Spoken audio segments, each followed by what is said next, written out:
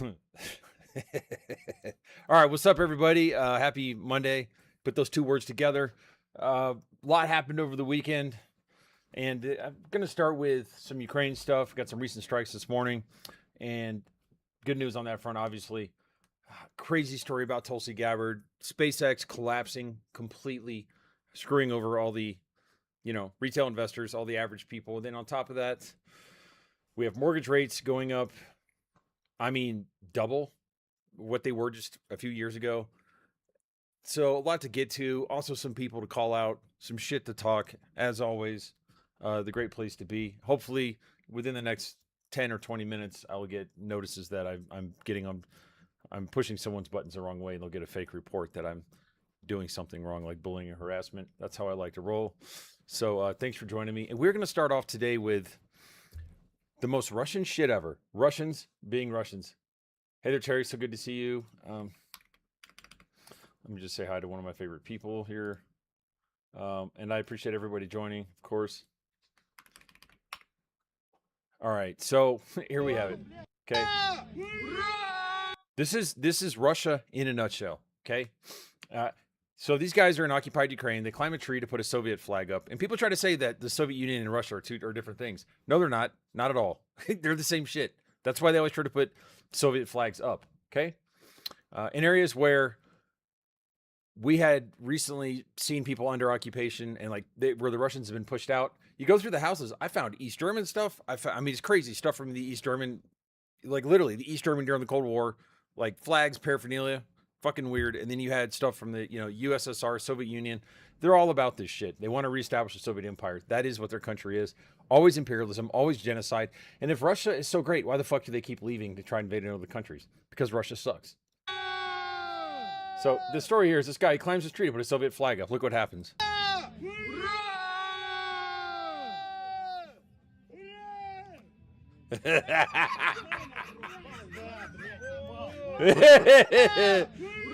Oh man, tree of humanity, the tree of life, making the world a better place.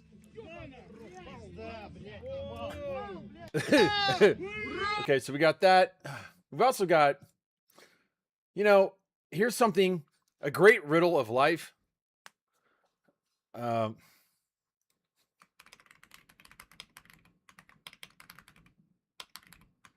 Sorry, dudes can't multitask. All right, so a great riddle of life, just an eternal mystery, is how there can be drones, missiles, explosions, gas rationing, fuel lines, waiting 8 hours to get into a fucking gas station. And not a single Russian will ask, gee, I wonder if that genocide in Ukraine that's been going 4 years and has cost 1.5 million soldiers is possibly a reason why this is going on. Perhaps international sanctions. I mean, you'll never hear it. It's incredible. Here's the air. This is the Moscow airport. Look at everybody. Can you imagine if that was happening in America? People are like, gee, I wonder why. Natural human curiosity, but you don't really hear it. I don't know. It's a very strange thing. You'll never, ever understand that. I got to be careful what I show on TikTok, but just to be clear, this is how successful, they injected to put some new blood into the Ukrainian defense establishment and the government at the beginning of the year, and it is paying dividends. Defense Minister Fedorov is freaking awesome. So so where are we at right now? We are about halfway through June, right? 800,000 targets have been hit by Ukrainian drones since they've had a new management structure for this execution of this new program. 800,000. Okay, 800,000. That's a tank. That's a person. That's a command post. 800,000. This is a miracle. And what you see, I mean, this is what happens. I'll make you famous. What do they say in Young Guns, Billy the Kid? Emilio Estevez, I'll make you famous. That's what happens when you end up on a fucking drone feed. I'll make you famous. 800,000. I'm telling you, Ukraine has engaged in the greatest achievement in military history. And one of the greatest achievements in human history. So here we have a semiconductor plant in Voronezh. I think it's how you say it right. It's Russia. I don't give a fuck. I'll say it wrong on purpose. Now, the reason why this matters, the guidance systems for Iskander ballistic missiles, the missiles that, I always try to explain to people who may not be dorks like me on military stuff. Cruise missiles fly low and slow. Ballistic missiles go high and fast. And the ballistic missiles are very hard to intercept. And since Trump wanted to piss away all their munitions in this stupid ass war with Iran, there's less to give to Ukraine. Ukraine spent less Patriot interceptors in 2 to 3 years than the Gulf states did in like 2 weeks. Okay. But be that as it may, so these are very hard to defend against. And so what ends up happening, so they've hit this plant. I've been very close to ballistic missiles when they land. It's a 2,000-pound warhead, like these fucking things. Let me show you what they look like, okay? I mean, okay, that big old fucker right there. This is the kind of thing, when you're close to this thing, when it blows up, why do they have these goddamn pictures that you can't, like, expand? It's so stupid. All right, so I'm going to do one more here. I'll try one more time here. Okay, here we go. Okay, there you go. Those missiles. I've been within about 100 yards of those landing, and they fuck shit up. 2,000-pound warhead going like 5 times the speed of sound, kinetic energy alone, and it's the loudest thing you'll ever possibly imagine.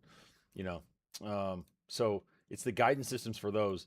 Since we don't have enough Patriots, they're hitting the factory here, and what you typically hear is a bunch of cuss words from the Russians. Russia's good for a couple things. Okay, Russian soldiers are good for dying.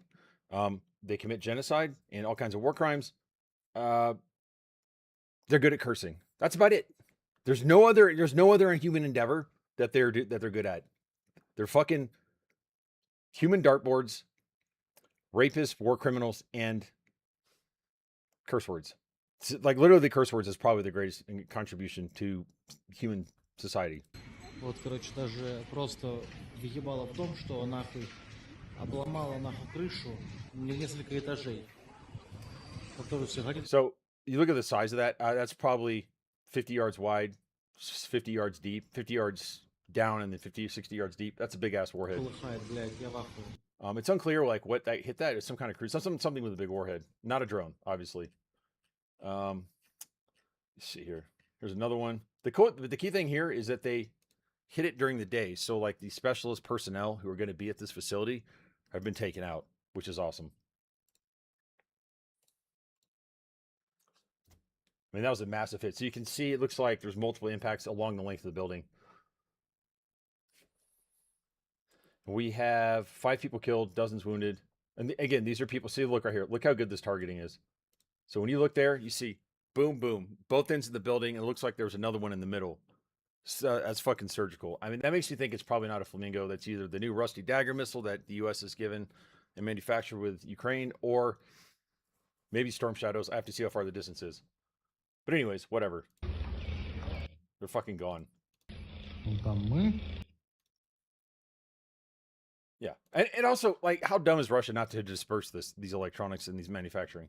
So every time you see one of these, this is more Ukrainian kids that are going to live.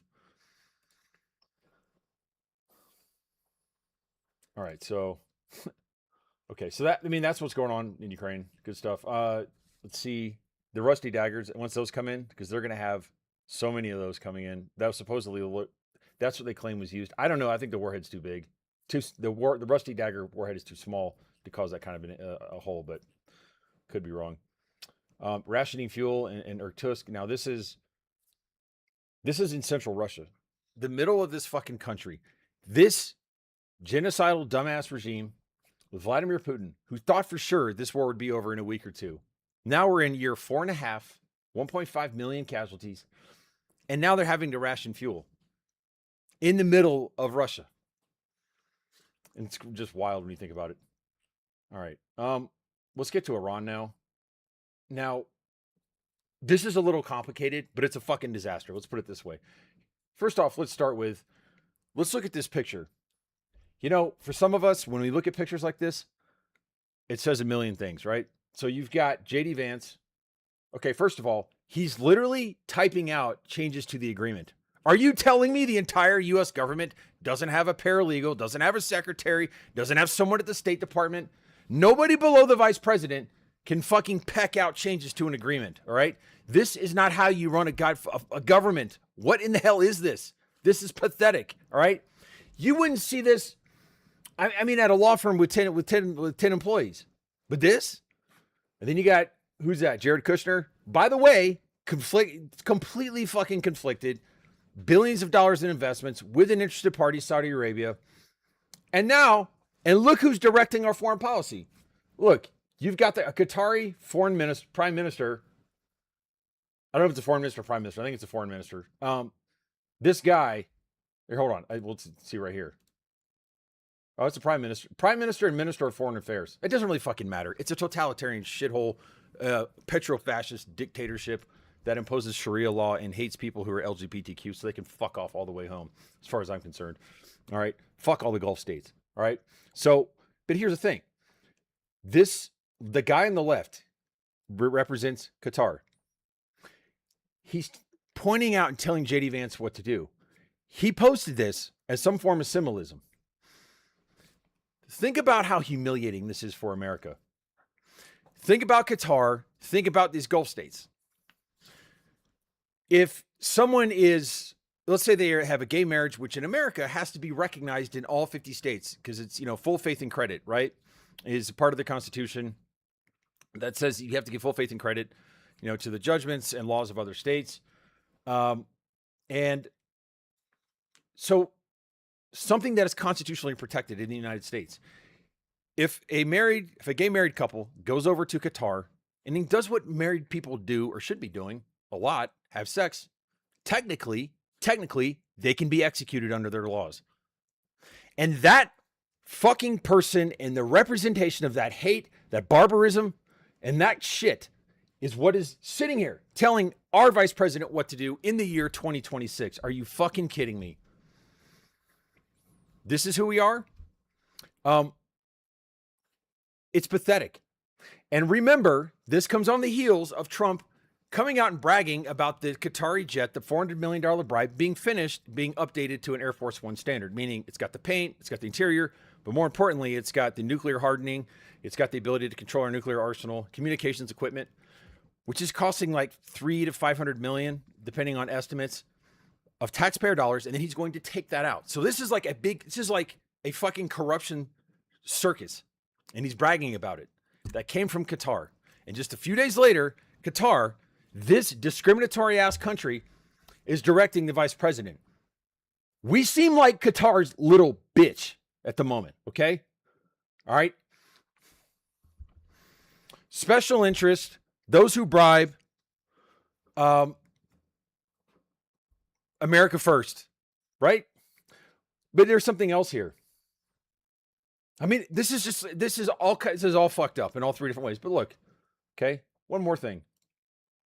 Do you notice anything like this? This card right here is not that access card into this laptop.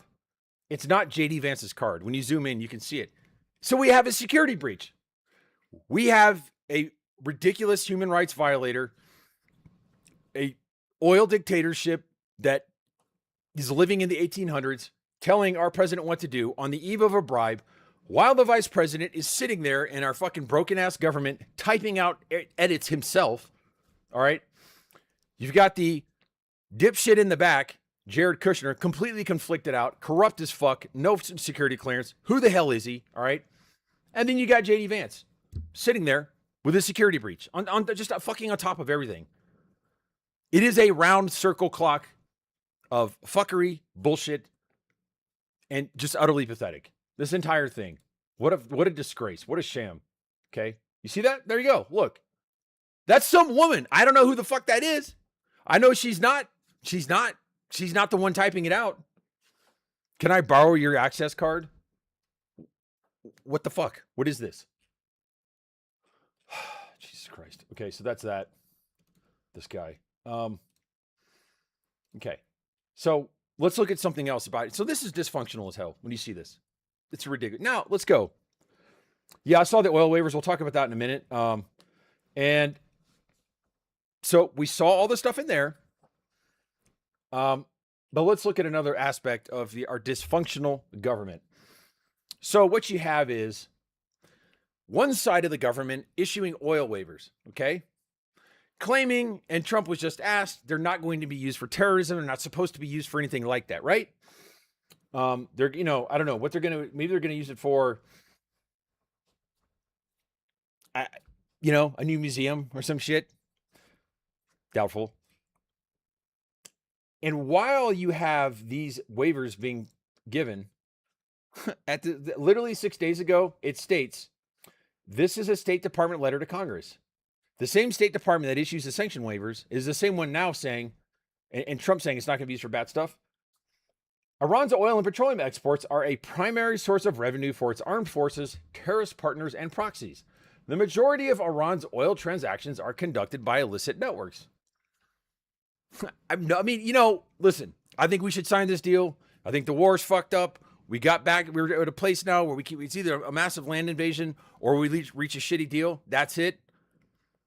But this right here, there is no fucking way that this incompetence does not cause dead Americans at some point in the near future, on top of those that have already died.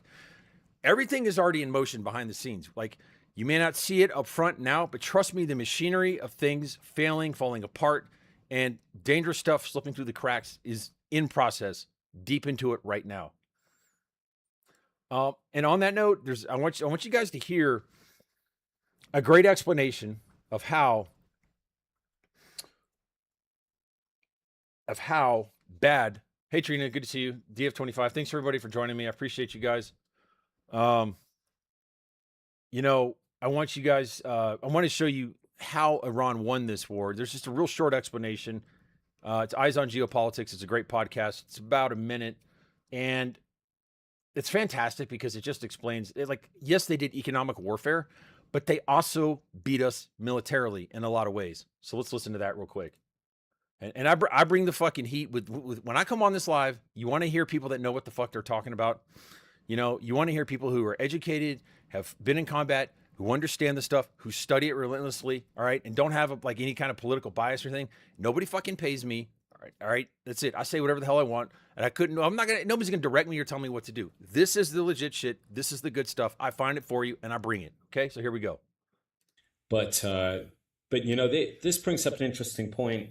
And I mentioned Mark's article, and of course, I think it really there's the fact that the U.S. failed in our strategy. We really didn't have a strategy. We had a list of targets. It was kind of vague. There was no defined end state. Yes, that is a story in itself. But I think, and this is where John's expertise, I think, will come in. I think it's fair to say Iran did have a strategy, and it's one they've been preparing for years. A lot of people talk about the Mosaic Doctrine, which is kind of decentralized command. It's kind of mission command, which is our own doctrine, but it really worked. I mean, they anticipated that they would lose a lot of guys at the top of the pyramid, and they designed a system that could still continue to function. So that worked, number one. And again, I'll keep this brief. Number two, they built an economy that was to some extent resistant to sanctions. I mean, John's already talked about the fact that the IRGC didn't suffer too terribly from the pounding that the Iranian economy took, for all the reasons that we've given on this show. But also the fact that, through deals with China and elsewhere, Iran has, again, designed its economy so that sanctions are no longer such a weapon as they used to be. And the last thing I'll say on that, on their strategy, which I think is really important, it's what they went after.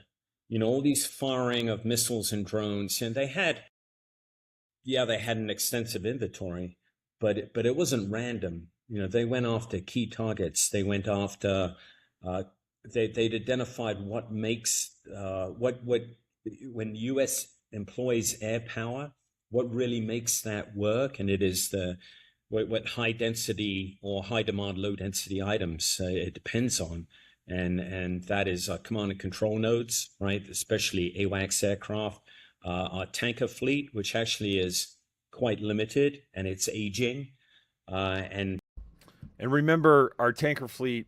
So we were basically chased out of the Middle East. The tanker fleets of the KC-135s, we lost some of those. The AWACS, or the E-3 AWACS with the big dish on top, the radar dish. Several of those were hit and destroyed on the tarmac at Prince Sultan Air Force Base in the middle of Saudi Arabia. Okay. territorially, so they can be reached, they can be hit. And this really, the fundamental backdrop, the thing you guys that really needs to be understood is, I think the most important aspect of understanding the Iran conflict is that no matter what we do, even if we invaded with a land invasion, even if we went all in with our complete military, I mean, other than nuclear weapons, but that's a given. But even if we went all in with an invasion, we would be unable to stop Iran from getting quite a few ballistic missiles and drones through our air defense, even the Patriot missiles, even everything else we have in the Middle East that we've sold to these people. And they would be able to take out effectively the oil and gas infrastructure for the entire Middle East. So it wouldn't just be Strait of Hormuz closed for a period of time. It would be Strait of Hormuz closed for 3 to 5 fucking years. 3 to 5 years. We saw that because when Israel attacked the gas field, the Pars gas field in Iran, Iran responded by hitting the Roslefen refinery in, in UAE, I believe. And this is a 3 to 5 year replacement. Also, they could knock out desalination plants, the drinking water for 100 million people overnight. 100 million people losing their drinking water in the desert in the middle of summer. Okay. So that can happen no matter what. And you have to understand the status of this regime. They took out the older people, and the people who rose up, most of them were in the Iran-Iraq war, which they're willing to fight. They're willing to die. They hit human wave attacks and that. That's the mentality of these people. And they know if they lose this war, they will get the Gaddafi treatment. Okay. Back against the wall, life or death. All right. Whereas the polling goes down for Trump. If he loses the war, for them, they get dragged out of their offices and their palaces, and they literally get pulled apart limb from limb, okay, on fucking camera. So that's the difference in what their back is against the wall, what they're facing. And also, they could easily take out all this stuff and cause unbelievable economic damage to the world, no matter what we do. And that was obvious from the beginning. They should have known it, but Trump decided to follow Netanyahu's advice, ignoring those I'm almost certain of that he received from our military and our military commanders. But not, of course, nobody really is going to push back in Trump's cabinet, whether it's Vance, whether it's Rubio. They're going to say, oh, it's bullshit. Like, no, you need to be fucking pounding the table. What the fuck, sir? We do not do this. It's going to be a disaster, blah, blah, blah, blah, blah. But they don't, because they're all house pets. They're not people. They don't care. They gave up everything for power, and they will not talk back to Trump, no matter how many people die, no matter how much of our country is put at risk, no matter how many of the people who are the most vulnerable in the world are going to suffer. That's a fact. Okay. It went after both of those on the ground, for instance, in Saudi Arabia and PSAB, and caused extensive damage. He's talking about the radars that were all hit. I mean, these radars are like $2 to $3 billion replacement, 3 to 5 years to replace, take rare earth minerals. We have like 10 to 12. It's the THAAD radars, the terminal high altitude air defense, stuff like that. And also ground-based command and control, as well as air defense. Our radars, our ability to sense, all of these things were on Iran's target list. It wasn't simply, hey, we're going to just fire shit and show that we're not beaten. They were very careful about what they hit. They understood clearly the imbalance between the cost ineffectiveness between interceptors and drones and missiles, especially drones. And that isn't just about that cliche we always hear about 40 to 50,000 Shahed drones. 40 to 50,000. That and a Patriot interceptor costs X million dollars, and a Shahed missile costs $20,000 to $30,000. It's not just about that. It's about depth on the bench. How many interceptors we actually have. All right. What he's talking about is typically, it's often referred to as magazine depth. How many do you have? Not just cost. How many we need globally in order to sustain our commitments. Contingency planning is another thing, meaning the more you piss away your munitions, the more you empty your magazine, if you will. I was thinking of another term. I won't say it. My mind is too dirty. Then you lose deterrence in other areas like the Indo-Pacific.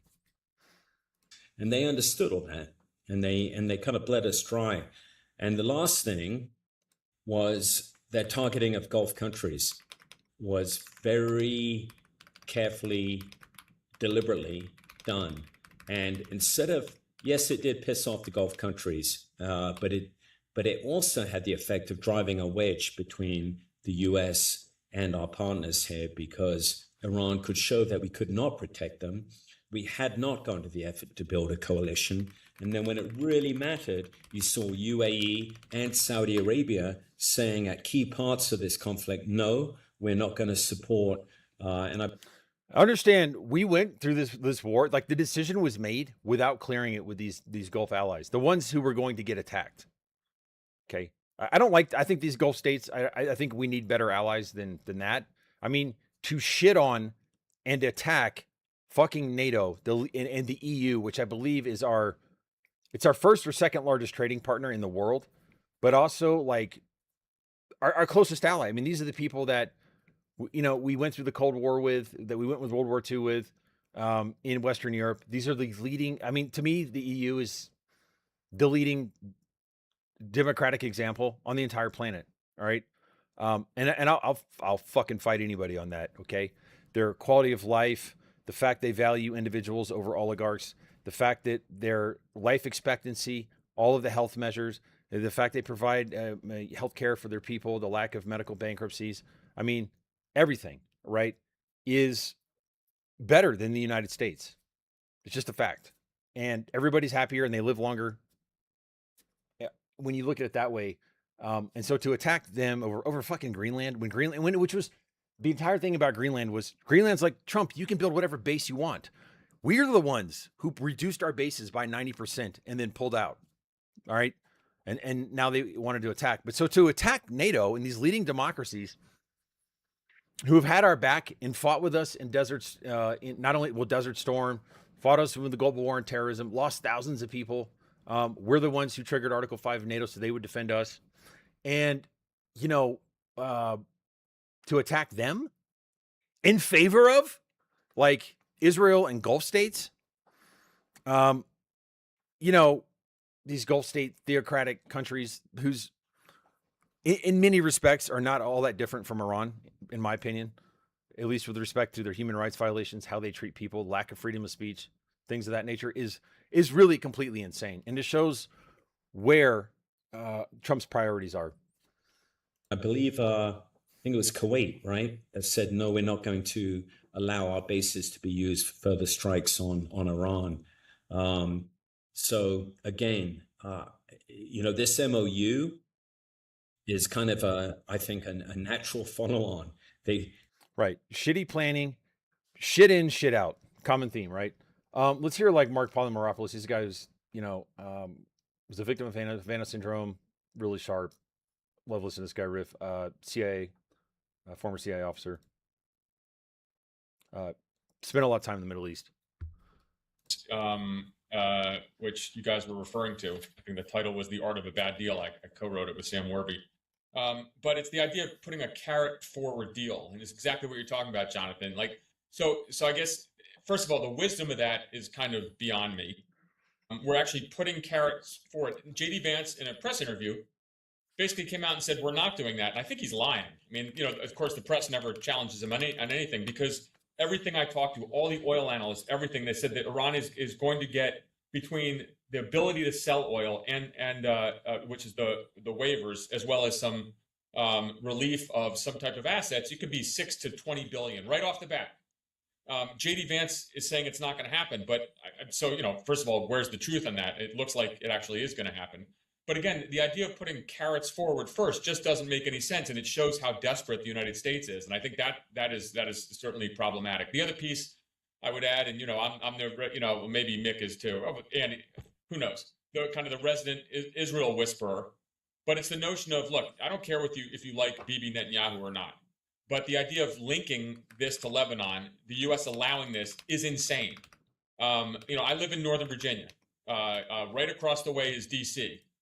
If I live in Vienna, if I don't know, if McLean was getting pounded and was evacuated because someone's firing from DC, that would be a problem. And yet we have not managed to link this. So the Israelis do need to have kind of freedom of action. you can debate whether or not they should have gone into southern Lebanon with ground forces. I think that's just unwise. So he's talking about being critical of Israel's actions in Lebanon right now. But the idea of So So it's the mystery of oil. okay, so this is also about just one real quick. I know I'm playing a lot of this. I usually only do like a minute. This is just such good stuff. This shit is gold right here about reopening the Strait of Hormuz by force and what it would take. And again, no matter what we do, if they want to go fucking all out and just set the world on fire, they can do that. Knock out they can destroy the world economy within 24 hours. This is the delegation. That So tells you a and lot. to your point, Mick, Hormuz is getting ships to accept that it's safe enough, even with U.S. military escort. You think there's a way that we could basically insure all these ships and even put our people on it to try to get the free flow? Because if we took that away from it, this becomes a different discussion. Like, I'm throwing that out there. I don't have any basis to know whether that's. I mean, keeping it open by force is what the blockade already tried. It just turned the strait into contested space. It didn't really solve anything. So a long-term military commitment to hold a 21-mile wide waterway against mines, fast boats, and drones is not a strategy. It's a 100 fucking percent. So the thing about the Strait of Hormuz, I mean, there's so many layers to how fucked up this is for us. All right. So let's assume. Now remember, they have the cruise and ballistic missiles. Let's deal with that first. Let's go from distance out to distance in. So if this is the Strait of Hormuz, okay, this is 100 miles. This is 500 miles away. All right. Iran has a vast arsenal of cruise missiles and ballistic missiles that are very precise. They've already used them against tankers in this conflict. They can literally hit, and these ships are gigantic, by the way. I mean, you're talking about oil tankers that are fucking 1,000 feet long, several football fields. And when you think about that, they can shoot from 500, 300, 150 miles. And guess what? They're not sitting in bases. Right. So this is Strait of Hormuz. They're sitting on the back of U-Haul trucks. They're sitting in the side of mountains. Some of these cruise missiles in the launchers are like the size of a human being. Okay. So you can't find all of those. You can't interdict all of those until after they fired. And even then, they're mobile. They're hard to hit. This is something we should have been doing for 6 months. All the while, the Strait of Hormuz would be closed for 6 months while we're or months and months and months while this is all happening. So you're talking about 500 miles away, ballistic missiles, going Mach 5 to Mach 7, down to 300 to 150 miles, hundreds of cruise missiles being fired daily, okay, for a period of time until they exhaust their supplies. You're talking about hundreds of drones coming from all different directions at all different levels. You're talking about mines under the water, which, by the way, we have no demining capability. Guess who has a demining capability? Fucking NATO. They have like 50, I think it's like 80, sorry, not 50, like 80 to 100 demining ships. We have 0. That's why we're in NATO. So we don't have to replicate all this stuff. It's like, hey, Finland, listen, we'll do long range oil tankers, flying to refuel airplanes. You do demining. Sweden, you do alpine warfare. We'll do artillery. You do multiple launch rocket systems, Denmark, whatever it may be. You spread this out. And then as a combined force, you have it. And then everybody can expertise on what they're good at. And it saves a ton of money. Leaving NATO is going to cost us hundreds and hundreds and hundreds and hundreds of billions of dollars to replicate all that. But anyways, we don't have any deminers. So while, you're sitting here and there's just shit flying in from all different angles, all right? All different altitudes. The mines under the sea, these are like, torpedoes that just sit there. You go and they shoot up. And by the way, demining is not a 100% thing. And you cannot demine a waterway while you're being shot at. It's so fucked up, okay? I mean, I could take... If you took away 50% of this, of all the weapons they have, the 50% remaining still makes it basically impossible. And here's the thing. The insurance companies, these are private businesses. We can't force them to go through the Strait of Hormuz. So even if they wanted to, even if we said it was safe, they'd be like, no, fuck that. These ships are $1 billion when they're loaded. $500 million in cargo, $500 million ship. There's like 2,000 plus of them stuck in the Persian Gulf. And when you get through the Strait of Hormuz, you've got another 600 miles. Guys, like, this is basic fucking math, okay? I know I've talked, for people who've heard me riff on this before, my apologies. but I think it's just important to just to really look at this one more time. Okay. The Strait of Hormuz is right here. Guess what? All of this shit right here, all of this is Iranian. All of it. Some oil terminals are here. What's this? But Kuwait, Saudi Arabia, a lot of these terminals, Iraq, which gets fucking like 70, 80% of its revenue from this oil. This gauntlet, you get through the Strait of Hormuz, you're just getting started. This is like not even, I think at most like 150 miles wide. So these people are going to have to travel all the way to the end here, getting fucking shot at. All right. The Strait of Hormuz is it literally is like the first step in a 10-step process. So there's really no way. I mean, we are checkmated, and it's just a fact. And when you hear people saying, I want you to understand, like when you hear people talk about this, when you hear commentators, when you see people on social media, understand the fucking enormous difficulty, the casualties we will suffer, the losses that will happen if we try this, and how it's virtually impossible at this point. Even during the Gulf War, when we had a Navy twice the size, our Navy was double what it is now. And we had a bunch of deminers. We got, I think, 30 ships through a week. Or maybe it's either a week or a day. But the point is, the normal flow, it's like 30 per week. And then you have, now the normal flow is like over 100 per week. These numbers may be off slightly, but the point is, even if our Navy was doubled, and even if they're using old technology from the 80s during the Iran-Iraq War, we were only able to get through 10% of the traffic we need to compared to today. It's fucking impossible. It's a liability, right? So the real fix, and it's not a good answer. I mean, it's the only answer. It's just not a satisfactory one. It's a slow structural approach, right? Reduce dependence on the strait itself. Saudi and UAE. Did you fucking hear that? Reduce dependence on the strait itself. What is that? What is that? Fucking windmills. Windmills. Yeah. Who likes windmills? Not Donald Trump. Not Donald Trump. Reduce dependence. That means EVs. That means windmills. That means solar. And what do we have instead? This brain-melted idiot, rapist, sociopath, moron in the Oval Office right now who just lies about alternative energy, who lies about renewables. He lies about China. He makes China seem like, because he has a vocabulary of like fucking 70 words, all right? Broken up in about 10 different false beliefs that he just restates. One of them is, China, he talks about China like they don't focus on EVs, they don't focus on solar. That's bullshit, okay? China is one of the world leaders when it comes to renewable energy. They're not on coal. They're not focused on oil. They're focused on renewables. They understand this, all right?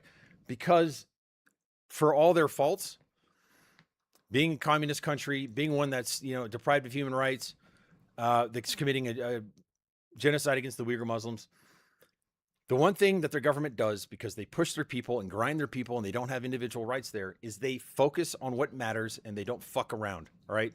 While we're doing culture war bullshit, while that's what MAGA cares about, we're getting our ass kicked and our lunch eaten by these people in China. Give you an example. 50% of the new cars sold in China are EVs. You know what it is in America? Like 14 to 16 or thereabouts. Getting our ass kicked. And it's exactly why. And you always have to ask yourself behind the scenes the question, how would Trump financially benefit from this? Because he will fuck over America for himself. All right. He is a sociopath, a literal, demented, diagnosable sociopath. I could see Trump purposely starting a war, keep us in this war. I don't want to say conspiracy theories. I want to speak with facts and evidence, but it doesn't make sense as a piece of as strategy, and he lies about it.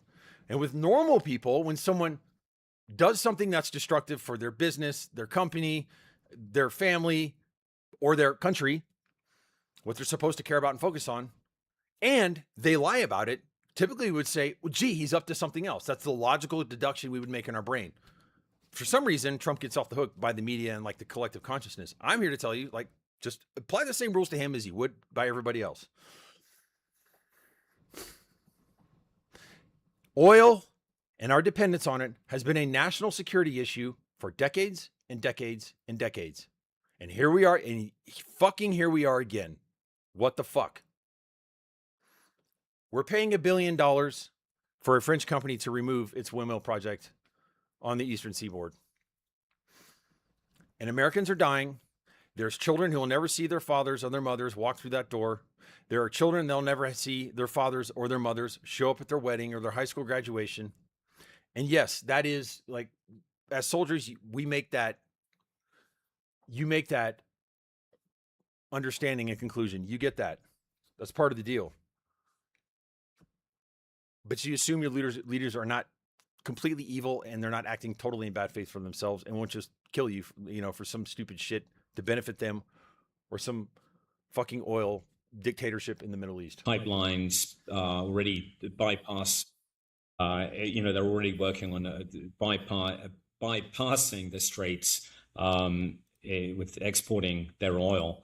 But that's a long-term approach. Find ways to make the cost of closing it land on Iran's own economy specifically, not just spike prices for the whole world.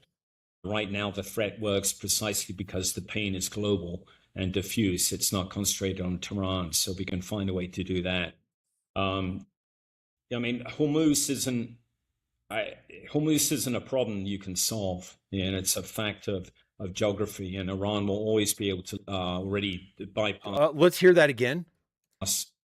They're already working on bypassing the straits with exporting their oil. But that's a long-term approach. Find ways to make the cost of closing it land on Iran's own economy specifically, not just spike prices for the whole world. Right now, the threat works precisely. The problem is that lands on the common people. It does not land on the decision makers and those in power. Because the pain is global.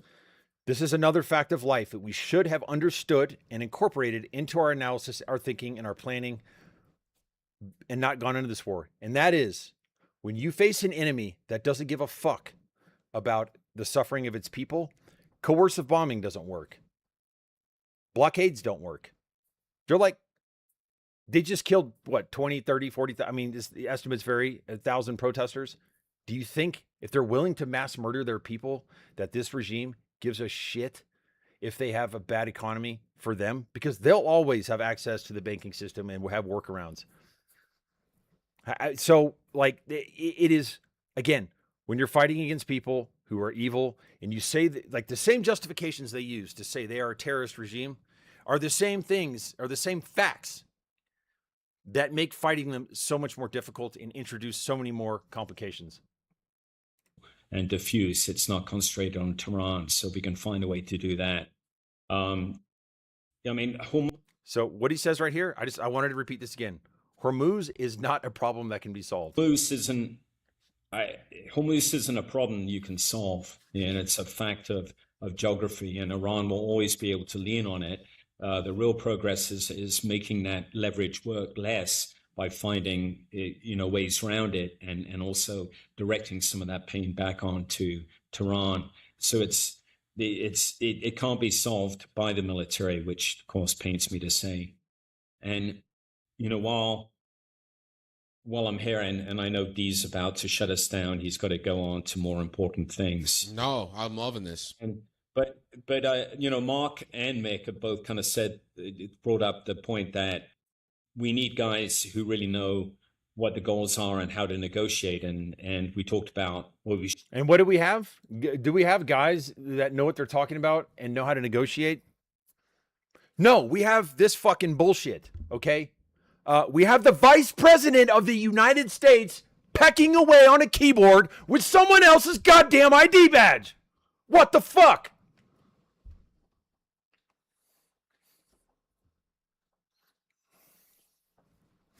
You know, I've worked in like some international law firms. I've worked on big class actions. I've worked in small law firms. I've worked in my own. I'm just get like, you know, big companies, small companies. And I look at this and I'm like, if I saw, you know, some partner, some associate doing something that should be handled in a more efficient way, that is more direct, more, you know, and like this right here, I would be like, what are you doing? What are you doing? And why is it, who the fuck is this guy in the fucking red tie? And who is this dipshit behind you? Right? And what the fuck is that with identification card? What is that access card in your laptop? This is a broken country you see on your screen.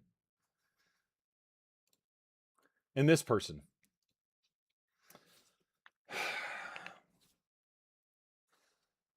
This is a monarchy. Look at the very first pinned tweet he has. Today, I was honored by the trust bestowed upon me by His Highness Sheikh Tamim bin Hamad Al Thani, Emir. Wait, he didn't say president. He didn't say prime minister. Emir. His Highness. We're being directed by fucking monarchies who bribed the president, and he took it, and then they mocked us openly. So Iran is, okay, so where are we at now? Well, let's look. Just some things I wanted to point out, okay? We have...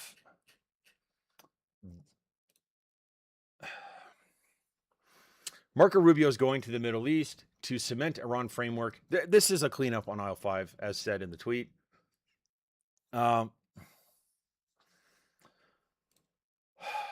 First, with all the uncertainty surrounding the peace talks in Switzerland, by the way, our humiliation there, we wanted to take a group photo with these people. I don't know why. You know, they're so bad and they're terrorists that they're so evil that we have to attack the country, but then so friendly and like us that we have to then take photos with them. You could almost say that like the justifications for attacking them in the first place were bullshit. When you apply logic and common sense to this administration, it seems like everything's for show and it's all fucking fake and there's some evil shit going on for everything. And then on top of that, they made us wait. They made our delegation wait. Humiliating. Second, he wants to focus on more practical matters, such as reopening the Strait of Hormuz. Oh, wait, I thought it was open. I thought the Strait of Hormuz was open. It's not. It's not. Apparently. According to this, pathetic. What a fucking mess. Okay, so here's another thing. So we're working at cross purposes with respect to Lebanon. So I showed you how, like, you have part of the State Department. As I was like, it's not even like the State Department and like a different department of the government. It is all within the same State Department that's releasing sanctions lifting sanctions against Iran, is the same one that a couple days ago was saying, hey, if you all the money they get, they used for terrorism. And then directing it all, okay, this maestro of incompetence and disaster, like the fucking conductor of this symphony of bullshit, Donald Trump, is saying, well, I hope they don't use it for terrorism. Your government just said that. It's kind of similar to Venezuela, where Marco Rubio, November of 2025, designated Delcy Rodriguez, the person we basically installed like a colonial power in the presidency of Venezuela, is a fucking designated terrorist. He's part of a designated foreign terrorist organization. The same ones, when they blow up those boats and kill people in those boats without any due process, committing, it's not even a war crime because we're not even at war with them. It's just fucking murder. All right. It is a like literal, it is felony murder, at least, and murder under our criminal code, violates the assassination ban and a bunch of other things. We do that because this, if you look in there in all the tweets they post about it, because this violence porn they put on the internet, U.S. Southern Command, Donald Trump, Pete Hegseth especially, it's because they're members of a foreign terrorist organization. So we kill those people, and then the other terrorists from the same country, we put in that fucking president's office of that country. What's the difference? The people getting mass murdered without due process are poor. Venezuela has one of the worst economies on the planet, one of the largest refugee crises in modern history. It's Iran. Sorry, I mean, it's, hope it's not Iran. It's Syria. Ukraine, and Venezuela, all are between 6 and 9 million people. And those people, and their poverty level is extreme poverty is 50%, overall poverty is like 80%. So those people, those designated terrorists get killed without due process, executed, murdered. And yet the terrorist we put in who's got money and power gets put in the president's office. Completely schizophrenic, totally inconsistent. The common themes are if you have money and you bribe Trump, you get treated better. And if it benefits Trump, it'll probably happen. There's no logic from like a normal like humanity, legal, policy, rationality, principles, and values. Those things do not guide our actions. It's all fucked up from that. It's a goddamn colostomy bag, all right? From that perspective, if you took those normal things that governments and countries act according to, it's not even in our own self-interest.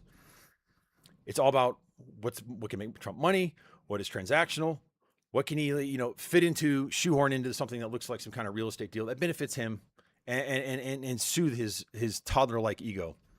And there's always the Trump psychology behind these decisions, okay? This war in Iran and the way he acts is as much about what he says it's about as it is about his fucked up personality, all right? You look at it as an analyst and a psychologist, and then you'll understand. Also, or like in someone who's, like the parents of a toddler with colic or something, or a baby with colic who's, very irritable and spoiled. That's how you look at Donald Trump. That's how you kind of look at this in an umbrella way. So another way we work at cross purposes, and I know I'm bouncing around a little bit, but I'm just trying to tie stuff together so you guys understand it. Another way we work at cross purposes, as we do with Venezuela, as we do with Iran, is in Lebanon. We had Lebanon and Israel trying to work on resolving their issues with respect to Hezbollah, because you have Hezbollah is like this occupying force that's in Lebanon, and the Lebanese armed forces are not able to, they're not as strong as Hezbollah. So they were trying to reach progress on this. All right. But then Trump does something completely different that actually cancels out any progress they could have made. And understand, keep in mind, obviously, fucking Ben Gvir and the Israeli government. I totally I doubt their good faith on any of this stuff, because you had the defense minister, which has not been disclaimed by anybody, threatened genocide and crimes against humanity against the Lebanese.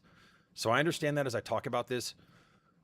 I'm not assuming Israel's good faith, just showing the inconsistency from the U.S.'s own perspective. The Lebanese and Israelis were supposed to discuss deconfliction mechanisms this week at the State Department, meaning ways they could talk when they're both going after Hezbollah. So they're not like hitting each other and having friendly forces being killed. Instead, a new coordination cell has been announced that includes Lebanon, Iran, and the United States. So basically now it's included Hezbollah because it's including Iran. Again, there's a lot of criticism of Israel. What Ben Gvir said is fucking horrific. The Democratic Party totally failed in not even addressing it. But this just shows more schizophrenia from the Trump administration on this issue. All right. So I kind of beat this to death, but see here. Let's look at so this is Brett Erickson. If you're on Twitter, if you want to subject yourself to that site and you want to know everything about like sanctions waivers and stuff, this guy is like the number one guru. I'm just going to try to go through real quick how much this will go through, how much, and this is like a longer one. And I like him because he's not full of shit. He's not working at Foundation for Defense and Democracy. I'm going to show you something in a second that'll make your blood boil. Okay. Okay. The U.S. blockade. So I'm going to summarize this. The U.S. blockade event officially ended on June 18th, lasting 66 days at daily losses of 175 million per day. Iran lost 11.5 billion during 2 months. And so they can earn 3 billion of additional revenues from the sale of their oil over the course of 60 days with the oil sanctions waivers. He goes through. Okay. I mean, effectively, you have to understand too, before that we lifted sanctions and they were making an extra $140 million a day. Another like working at cross purposes, we're fucking ourselves situation. If you're going to impose a blockade, don't lift sanctions before that so they build up a reserve and they can stay tolerated. Essentially, to summarize, it's a disaster. And then when we think about all this, there's something you should understand who's driving policy in the United States, okay? Behind the scenes. And that is these people, let me find this fucking guy, Foundation for Defense of Democracy. They are a think tank. Okay. They're a think tank in Washington. Their funding is opaque. But you have this guy, Mark Dubowitz, who is constantly pushing the Iran war, constantly pushing a pro-Israeli perspective. Their founding documents say that they're, working to benefit the Israeli government. All right. So this is a very powerful lobbyist think tank, however you want to call it, that is driving policy in the Trump administration. These are like these are the preeminent like Iran hawks. Okay. They are incompetent and they are evil. Incompetent. Okay. They're the ones who pushed the Iraq war. That's one of their fucking greatest hits in 2003. Incompetent. They made a bunch of very concrete predictions about how long they could tolerate a blockade. Completely fucking wrong. Again and again and again. They kept screwing up. All right. First it was like, it was a few weeks. Then it was a few months. Then it's like, wow, now 7 months. They just kept moving the goalpost. It was crazy. All right. And Trump, and this is not me saying that, like conspiratorially, like, they're driving policy. No, somebody from FDD went to go work for the Trump administration in the middle of all this. It's like about 6 weeks ago, I believe. So let me show you the kind of stuff that they do. And then I'm going to show you how much money these people are making from I assume, based upon their documents, based upon their history, it's Israel and also defense contractors. They don't disclose their funding. So these people that are impacting our policy, these people that are pushing this shit in Washington, these people who are helping to send our soldiers to go fucking die overseas, mothers, fathers, brothers, sisters, sons, daughters,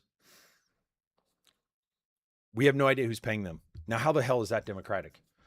Look at this shit.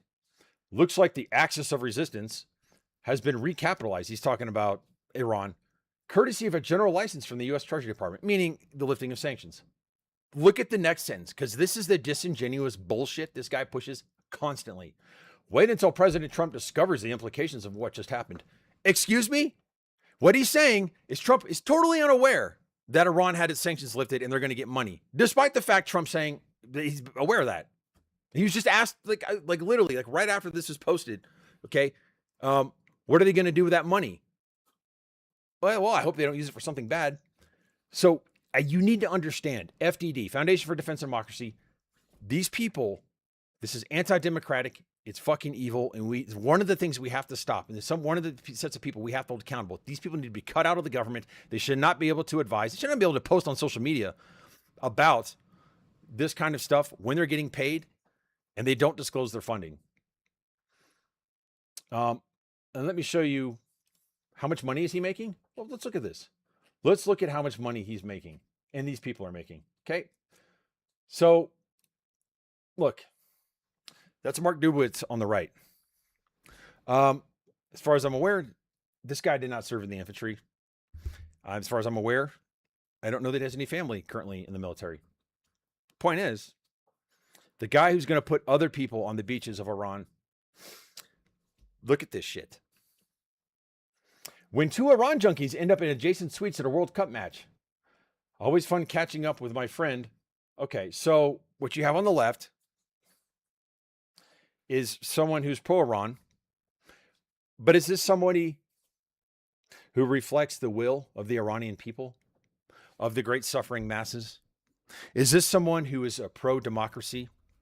Is this someone who has performed humanitarian work in Iran or risked themselves for the Iranian people? Guess how much that suite is that they're in. This is at a World Cup match. This is at SoFi Stadium. I think it's called SoFi Stadium. But it's LA. $45,000 to $100,000 fucking dollars. The people pushing this war, these two people, among others, $45,000 to $100,000 a game. $45,000 to $100,000 per game. From the vista of a $40,000 game, Swedes, people like Mark plan foreign wars in places like Iran and Iraq to replace one set of bad actors with another.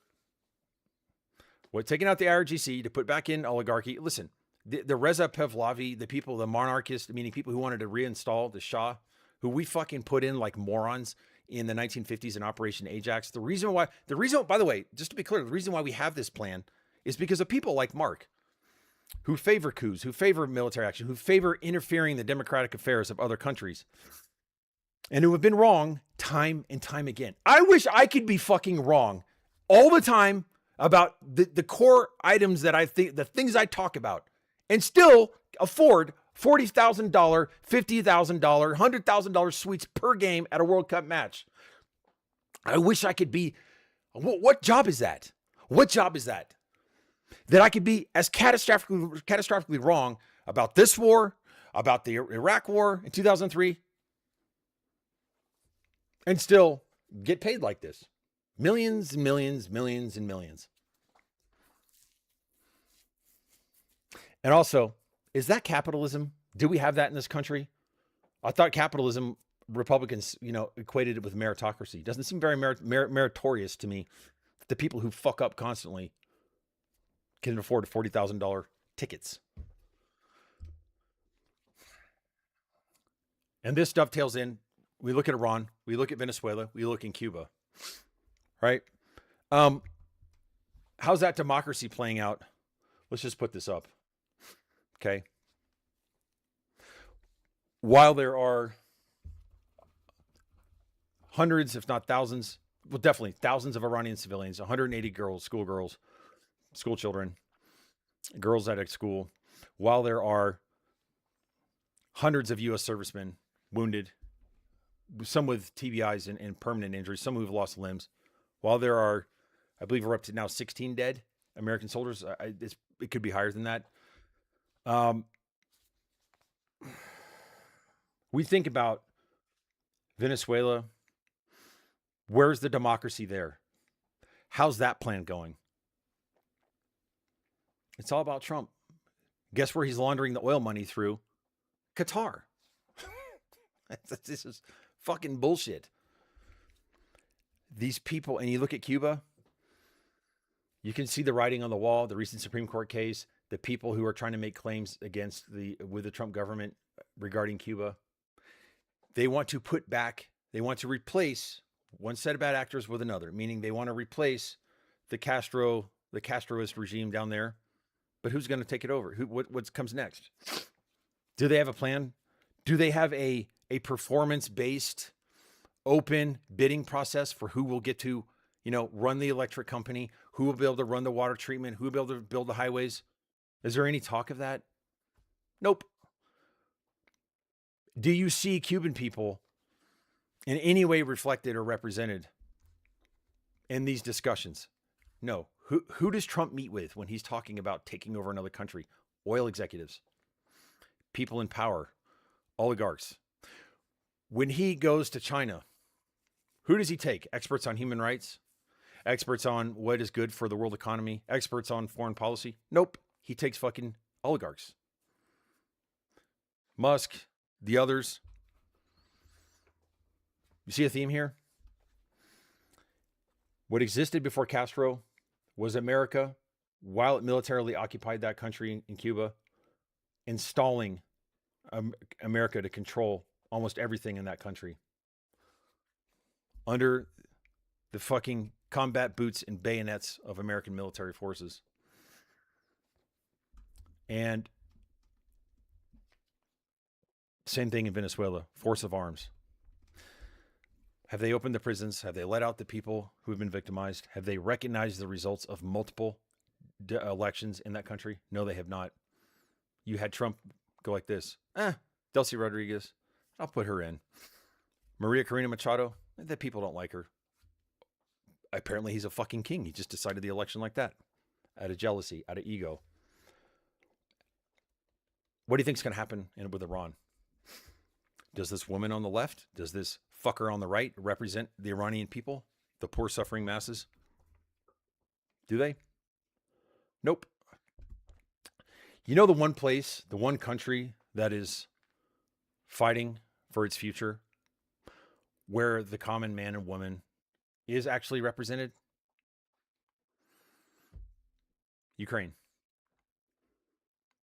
That's the one place. This right here, you need to understand the forces at work and who is pushing things in this country.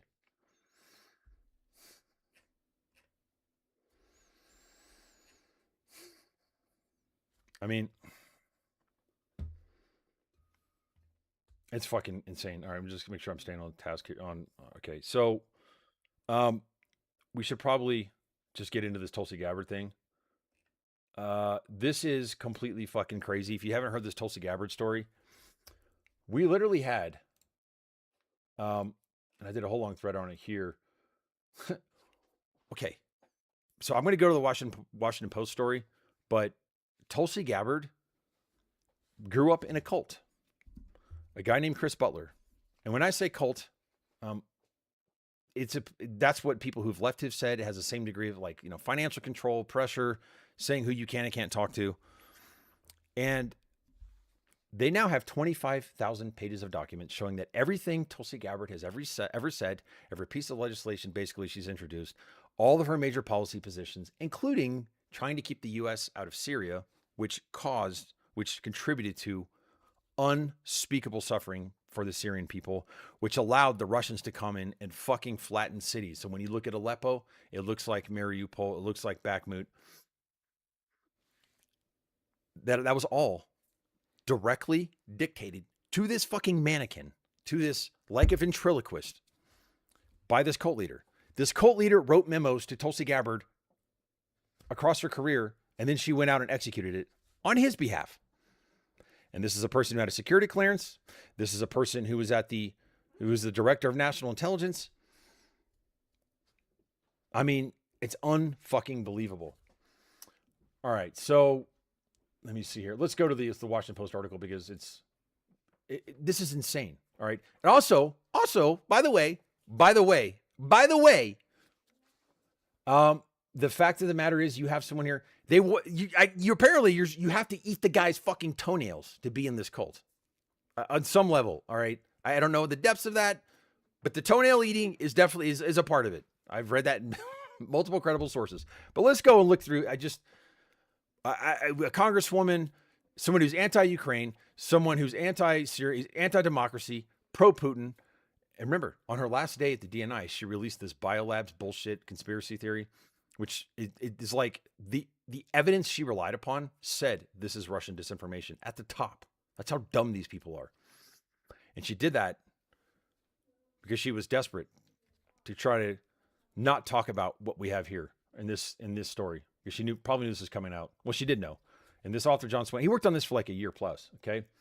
And so what you had is he was talking to her former director of digital strategy for two of her campaigns, this woman, Rebecca Salzberg. And then we go through this, and a lot of this reads like Scientology kind of stuff, where you have you have a cult, you have different organizations within it. But this woman worked for an entity known as Nine Isles. Okay, Rebecca Salzberg, her former director of digital strategy for both her congressional campaigns. Okay, so she was on the inside, knew Tulsi, worked with her for at least 8 years apparently. She had a falling out with the cult, and she's like, all right, decides to come clean. So Nine Isles, when she had the falling out, she contacted this John Swain guy who'd reached out to her in the past, and was like, oh, well, let me tell you the truth about what actually happened. And then she searches her Gmail and finds 25,000 of these memos. Okay. Do you want to know what they look like? So, in the language, this is all backed up. Literally, I mean, a member of Congress and someone who, and she worked as like a Manchurian candidate to fuck up. Her goal was to split the Democratic Party. Remember, we'll go through this. Remember, you guys may forget this, how she was trying to say that Democrats are corrupt, and she was trying to hurt the Democratic Party too. And that helps Russia.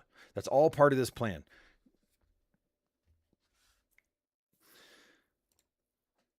Okay.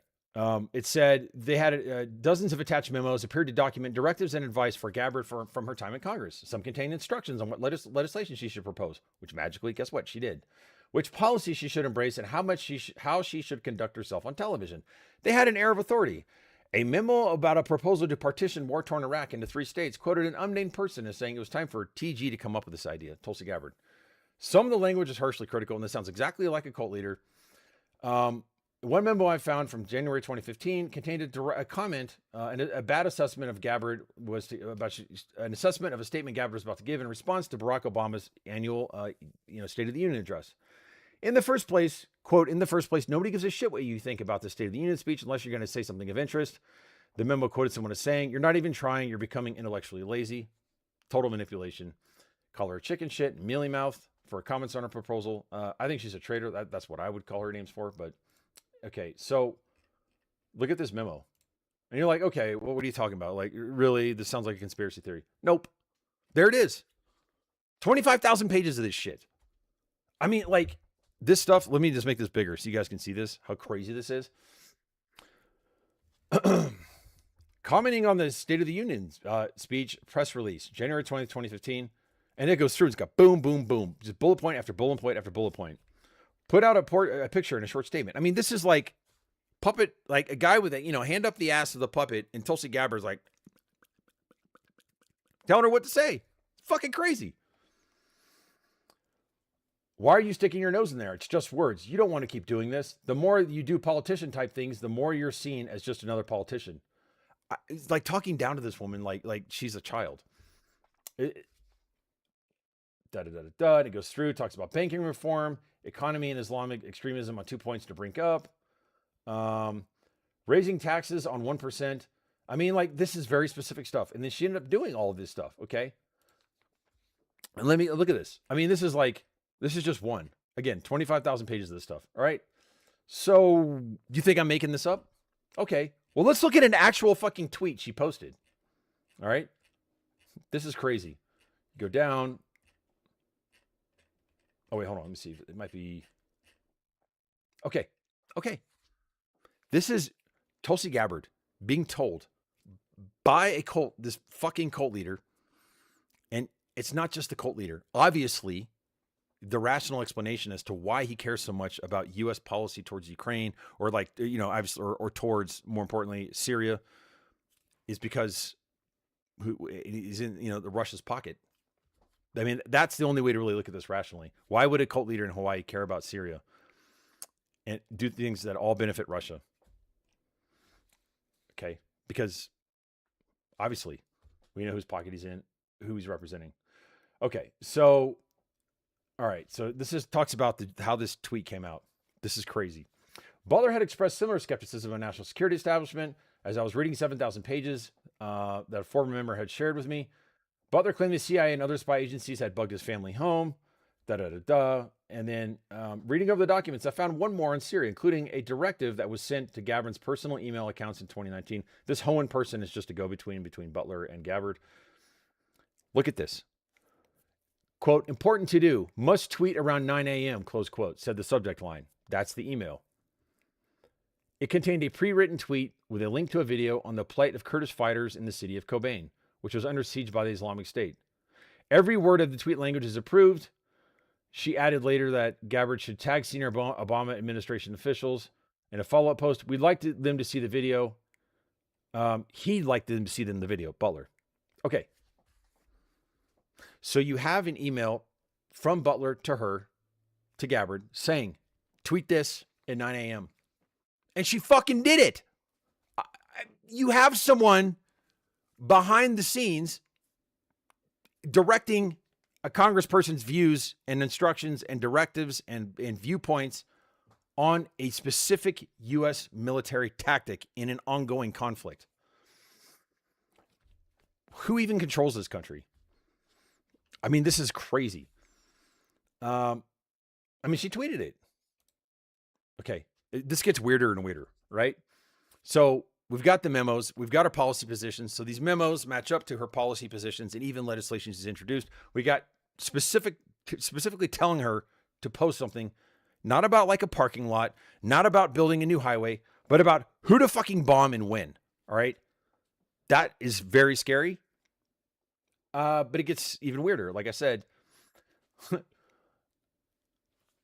in a June 2014 memo, the go-between emailed Gabbard ahead of a TV appearance. Don't forget to smile. Don't do the eye thing. I was reading this. I was like, what? What is the eye thing? And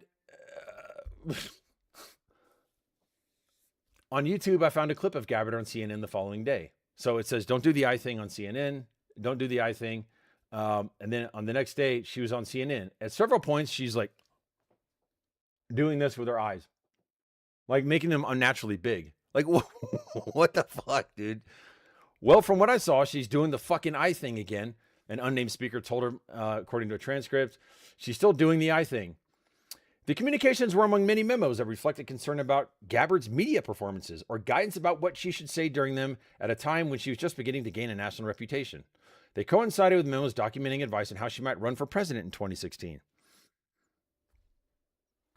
A January 2015 memo documented an unnamed Butler's proposal to attack John Kerry and to talk about the things. And it said, this memo told her, attack John Kerry, who said that violent activity by terrorists was rooted not in Islam as much as alienation, poverty, thrill-seeking, and other factors, which I believe, obviously. If that were true, because different religions have engaged in religious violence and terrorism over the span of human history. And it said, if that were true, the advisor said sarcastically, Butler, then the way to deal with terrorists would be to give him a trophy, a big hug, increase their self-esteem, give them a good paying job. Lo and behold, later that same day, Gabbard repeated the Kerry quote and gave a similar mocking punchline. If that's really the cause, then the solution would be to give him a trophy, give him a hug, give him a good paying job. Word for fucking word, almost. By the way, I'll be honest. I hate Tulsi Gabbard. Hate. And you know how she's always like, she's sitting there and she looks like someone who is being like puppeteered. She looks like someone from a cult. And she's so full of shit and so just disingenuous and such a liar. She even attacked Japan one time. That was the crazy thing. She said, why is the U.S. helping Japan? Remember they attacked us in World War II. And you're like, what the fuck? She's saying Japan's going to do another Pearl Harbor in 2020, in the 2020s. Are you insane?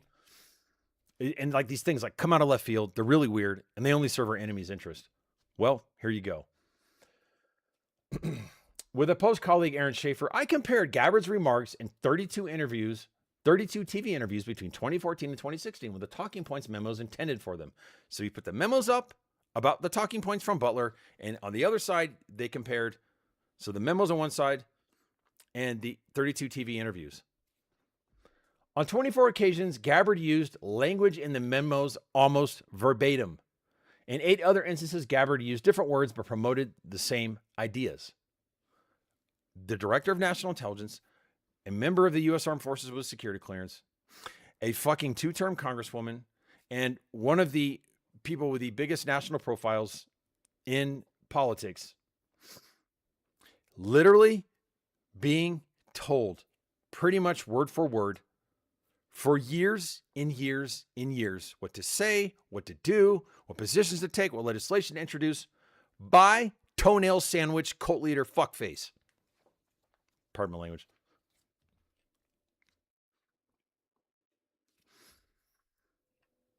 The memos reflected exacting judgment on Gabbard's performances. The same unnamed speaker who vented about the eye thing also criticized her for seeming insincere, which I find this part hilarious. She was insincere because they weren't her ideas. She wasn't thinking of them. Of course they're insincere. It's like she's trying to express something artificially. I don't feel anything from her. It's such a what a strange thing for a cult leader who's in this situation to say. It's more like kind of remembering talking points. Is that what she's doing? Okay. It's just fucking crazy. Another memo circulated members of the team on the eve of a Fox News interview documented a 75-minute call between an unnamed person and Gabbard that went until 10:46. And this is what it said at the end. Now all you need is a good night's sleep, knowing that no matter how badly you fuck it up, that me and Krishna still love you, the unnamed advisor told her. I mean, it just goes through this articles like again and again and again and again, being told what to say, what to do. We get to the stuff about Syria. There's two things that are really key here. Her stance on Syria and her efforts to destroy the Democratic Party, which align perfectly with Russia's goals and their shown interference in our elections. She's doing it directed from her cult leader, then directed by Russia.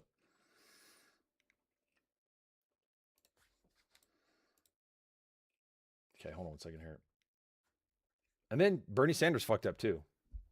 I don't think he knew at that time per se. I mean, like but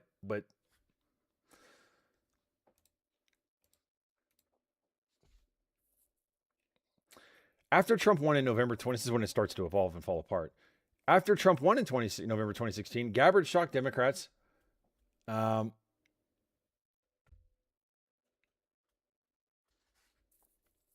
meeting him at Trump Tower. So she starts normalizing him. And then we have the bot farms and the social media stuff. We'll get to that in a second. Let me just go back to this. Let me find the Syria things on here. Look at this fucking guy. Look at this guy. Look at him. What a weirdo. You want to eat his toenails?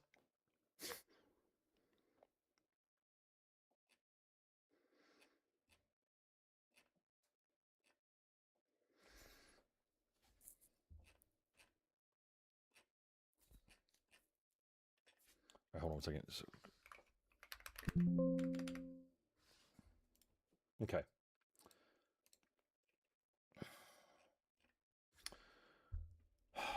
Okay, so then it was like, this is the stuff legislation she introduced, just an example. Actually put forward legislation, get it done. 3 weeks later, Gabbard endorsed a version of a policy in an op-ed in the Honolulu Star Advertiser, a newspaper.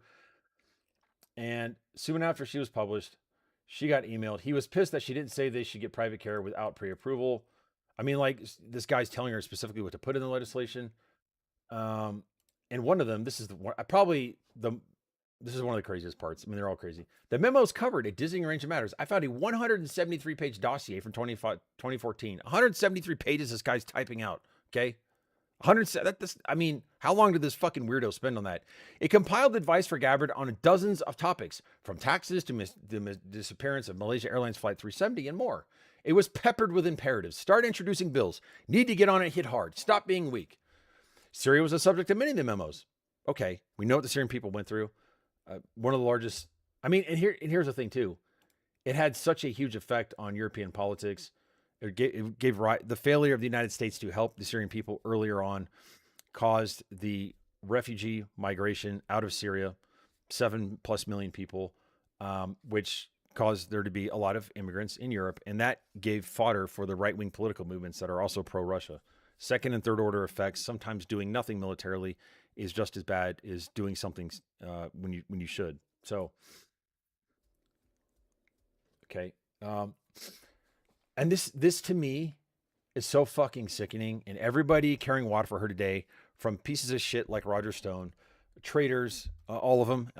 By the way, when you see the people attacking this story, they will never attack the facts or the evidence or anything else other than just hurling out conclusions. Oh, this is just an attack on an American patriot. She served in the military, blah, blah, blah. They'll never actually say, she's not going to sue the Washington Post for defamation. She's tried to sue Hillary Clinton for defamation after Clinton said she was a Russian asset. Guess where that lawsuit went? She fucking dismissed it before discovery because she's a coward and she knew it was right. But this right here, defending the gassing, the genocide, the mass murder, the suffering, the war crimes, the torture, the sexual violence inflicted upon the Syrian people by Bashar al-Assad's dictatorial, bloodthirsty regime, and by Russians after that. It's people like this who have blood on their hands. Everything you say in political life as someone with a voice or power has consequences and leads directly on a thread to the suffering of some person somewhere, and you have to own that shit. Syria was the subject of many of the memos, including one from August 2016 that documented tactical advice, blah, blah, blah, preventing the United States from ousting then Syrian dictator Bashar al-Assad. Kind of a problem. Who does that help? Assad? Who's Assad? Who is Assad's benefactor in the Middle East? Russia. That's a constant theme. Helping Russia, helping Russia. The memo quoted an unnamed advisor, Butler, saying she should reiterate her opposition to U.S. intervention in Syria's civil war, even as a shocking image of a wounded 5-year-old made headlines. Let's look at this. Let's look at the kind of shit that Tulsi Gabbard protected.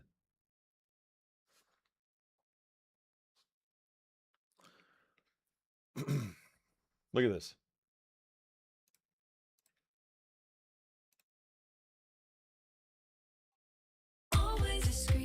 Yeah, it's funny. I tried to press play on the stream. It's a fucking MaxiPad commercial. Because But, they're well, we'll wearing just go through it. products with So you outdated can see this. technology.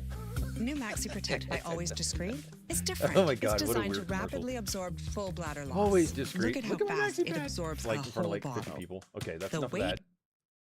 Okay, this is what I actually wanted to show.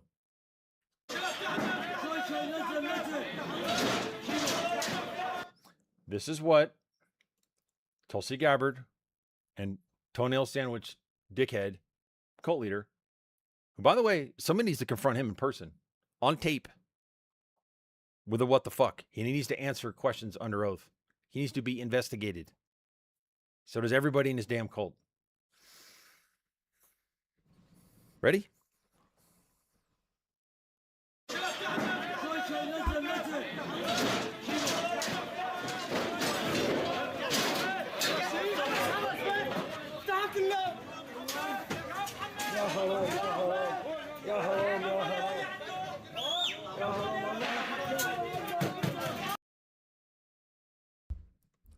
Where else have we seen this imagery? Ukraine. The Syrians, the Ukrainians are brothers and sisters in suffering from the Russians and from inactivity and ineffective help from the United States. The vast moral failure of the United States with respect to these two situations and with respect to Russia. And it's not just not doing enough.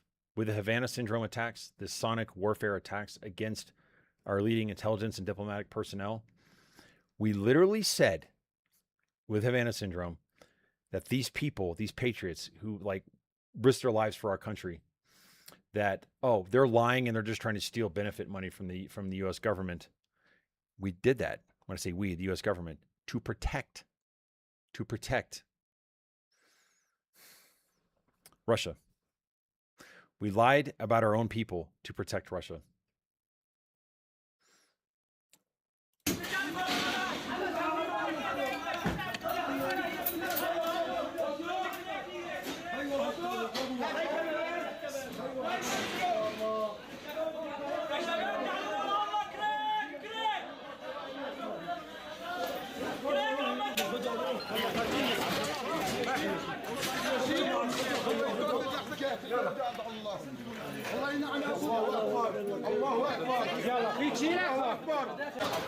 You see those three kids in there? Fuck you, Roger Stone. Fuck you, Tulsi Gabbard. Fuck you, everyone supporting Tulsi Gabbard.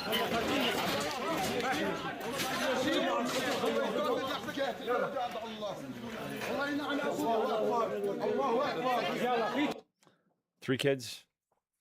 Ongoing genocide.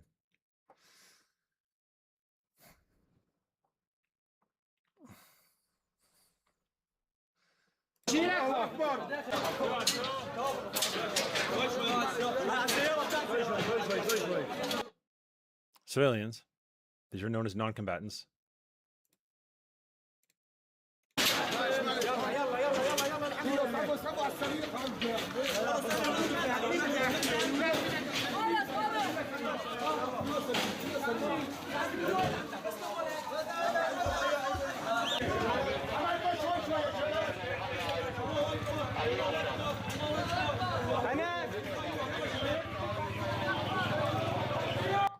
This is Aleppo. This is 2016.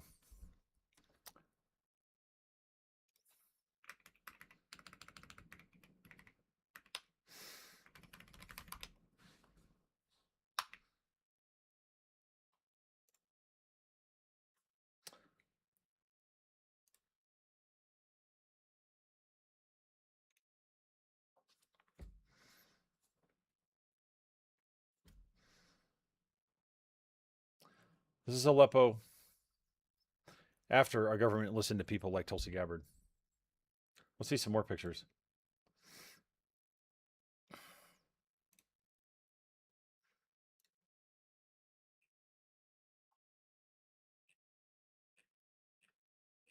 Constant destruction.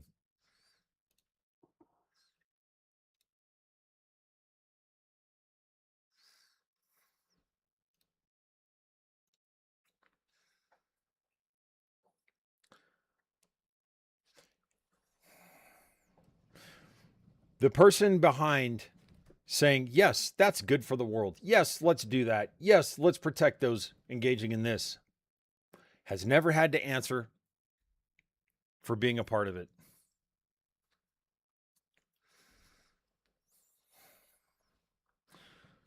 You compare Aleppo, you compare Bakhmut, you compare Chasiv Yar, these cities scarred by the moral failure of the world, who have protected, enabled, sometimes allied with genocidal dictators and Russians of one stripe or another. One of the best things that I've seen, one of the most beautiful things that has happened that I've seen over the past few years are war criminals who bombed the shit out of these civilian areas, Russian ones, get fucking waxed in Ukraine. It's awesome.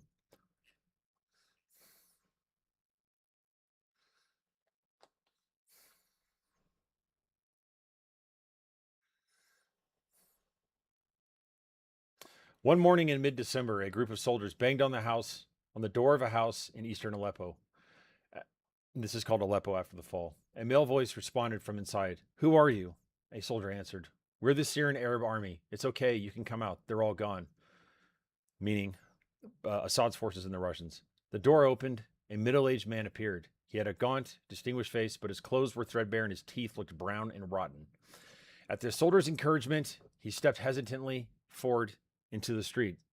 He explained to them, apologetically, he had not been outside his house in 4.5 years.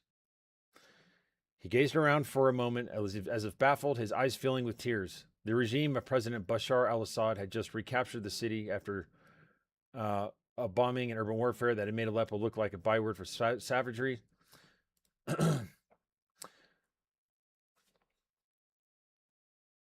The frail-looking man had survived at the war's geographic center entirely alone, an urban Robinson Crusoe, living on stalks of dry food and whatever he could grow in his small inner courtyard. Now, as he stumbled through an alley full of twisted metal and rubble, he saw for the first time that the front lines, marked by a wall of sandbags, were barely 20 yards from his house. He goes by the name Abu Sami, and he has the mild, patient manners of a scholar, a university professor from Aleppo University before the war.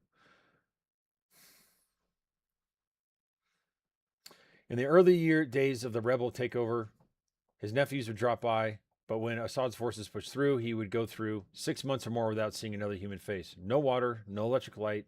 He gathered rainwater in buckets and boiled it and used a small solar panel to charge his phone. He made vinegar from grapes he grew in his courtyard. He treated illnesses with aloe and other herbs he grew in pots. Once, when a rotten tooth became too painful, he yanked it out with pliers. He cowered by his bed when bombs shook the house to its foundation. That's like Castaway. Remember when he had to knock his tooth out? The movie? A castaway in the middle of the city. This is what people like Tulsi Gabbard and people like Chris Butler, this is who they protect.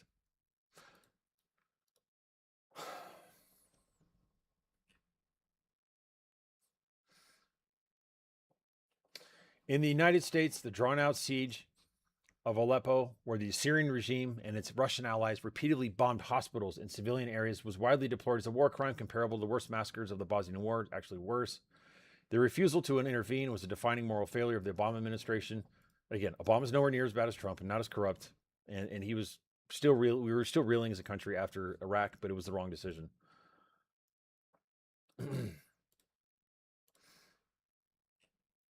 Look at that. Tulsi Gabbard's in favor of that.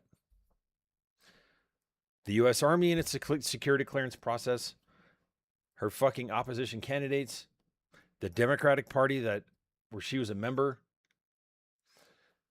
the U.S. government and whatever fucked up background check process, which is non-existent, that they did for the Director of National Intelligence, all of them failed, as we failed here.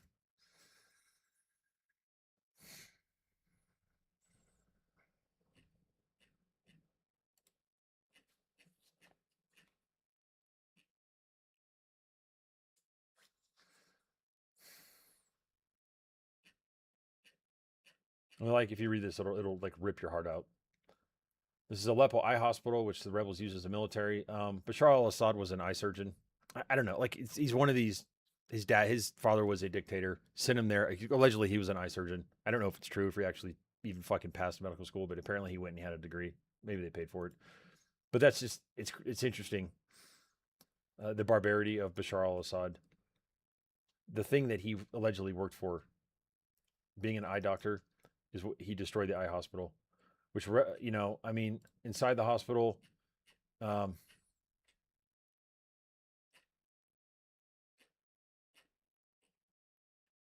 course, ambulance destroyed. Where have we seen that before? All the time.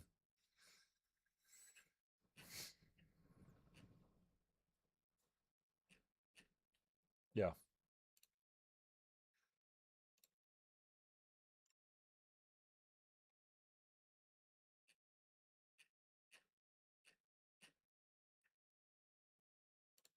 This is what Tulsi Gabbard's in favor of.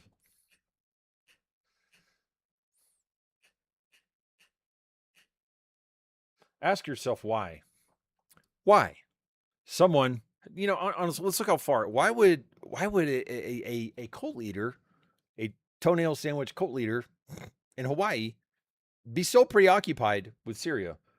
Because it's interesting. How far is Syria from Hawaii? I mean, is there some geographic reason?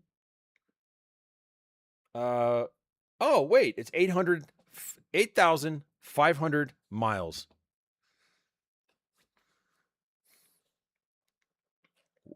Why do you think he cared about this? Why do you think that her policy positions always favor Russia and always favor dictators and always favor genocide?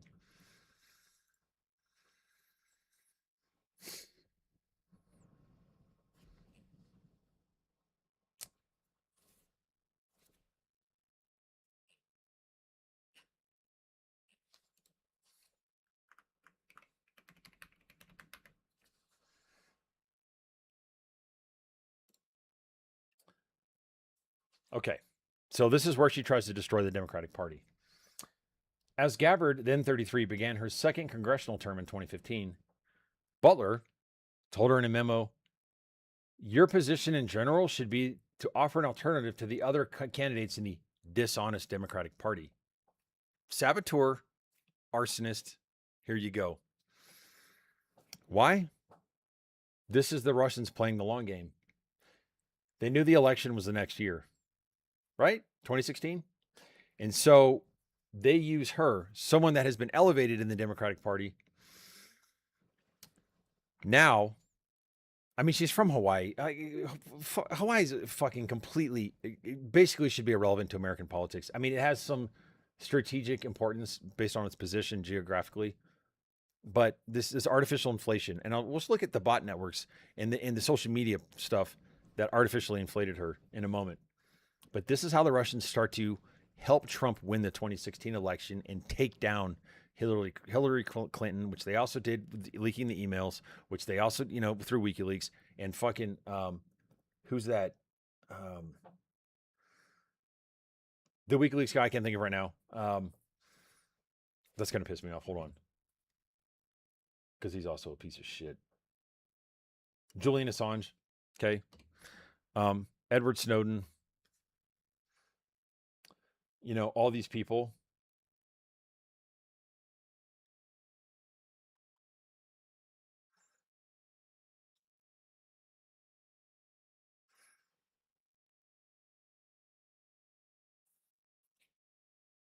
(2013) is when he fled. Get the WikiLeaks stuff. Get all these things happening in 2015, 2016 time period. You think it's all a fucking accident? And the unnamed Butler told her in a memo, your position in general is that you're an alternative to the dishonest Democratic Party. So he was either put her in power as a Russian plant or, arguably, or destroy the Democratic Party. Either way accomplishes the Russians' objectives.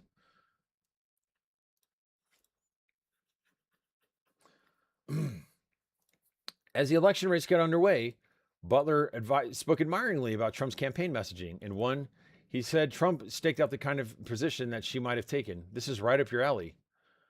But even this guy was like, Trump is going to be the one and he's a total idiot. True. In 2016, Gabbard delivered the nominating speech for Sanders at the Democratic National Convention. I mean, this is an egg on your face moment for Bernie Sanders. It was a breakout moment, placing her in the national spotlight as a rising star, however briefly, in the Democratic Party's progressive wing. Later that summer, Gabbard said she would vote for Hillary Clinton, the nominee, but then she went to support Donald Trump. And there was actually, and the Butler told her, stop, don't share anything that's critical of Trump. And then she goes and reinforces him. So, yeah. Okay, so here's the bot networks and stuff. So this is crazy. I'm going to show you actual tweets from this network that they're still up, I think. I mean, I was talking shit to them last night, so maybe they're gone. But let's look.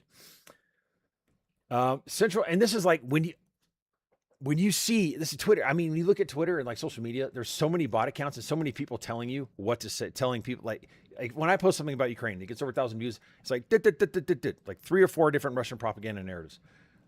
Anytime someone criticizes Elon Musk or criticizes the fall of SpaceX, I'm going to show you one of these dick riding bot accounts in a second. It's these, I mean, like literally 70% of the accounts on some of these social media platforms are just fucking fake and they're pushing bullshit. And we don't regulate social media and we allow it to happen. And this is obviously like hostile foreign powers. We want to lose the global race. The documents show central to the commenting effort were dozens of social media accounts that were anonymized and other accounts that one document referred to as pseudonym profiles, which displayed fake names. And it goes through it. And it's like they start to get caught and stuff. And they're like, and it's typical shit you see. Let me go to the one here. It's so funny how they got caught. Where's the, okay. Is this guy? Yeah, there's the there's the fake Facebook account. Let me see. The Twitter accounts are linked in here. I just got to find them.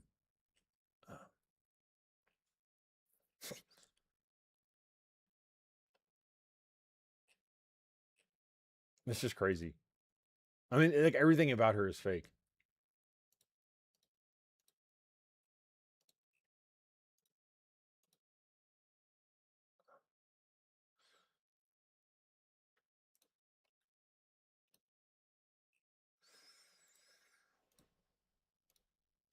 Okay, in one of the messages, in several exchanges, Gabbard appeared to tell commenters to tone down their criticism of Assad as they responded to claims she was an apologist for him. There's no need to call him a brutal dictator. What? Don't call this guy a brutal dictator. Are you fucking insane? Where the hold on. This is so crazy.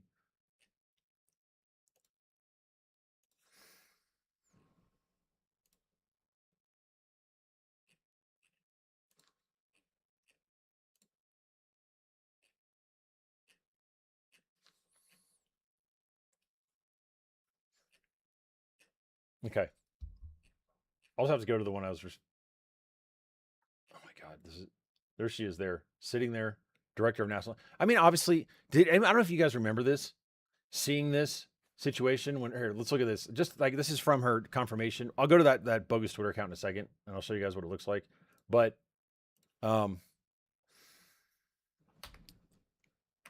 she was being questioned, and who wears that to a confirmation hearing for one of the most serious and sober positions in the U.S. government, the head of the intelligence in the entire United States. And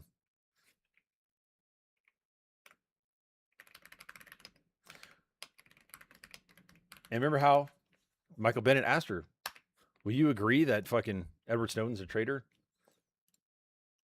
Well, let's see what happens.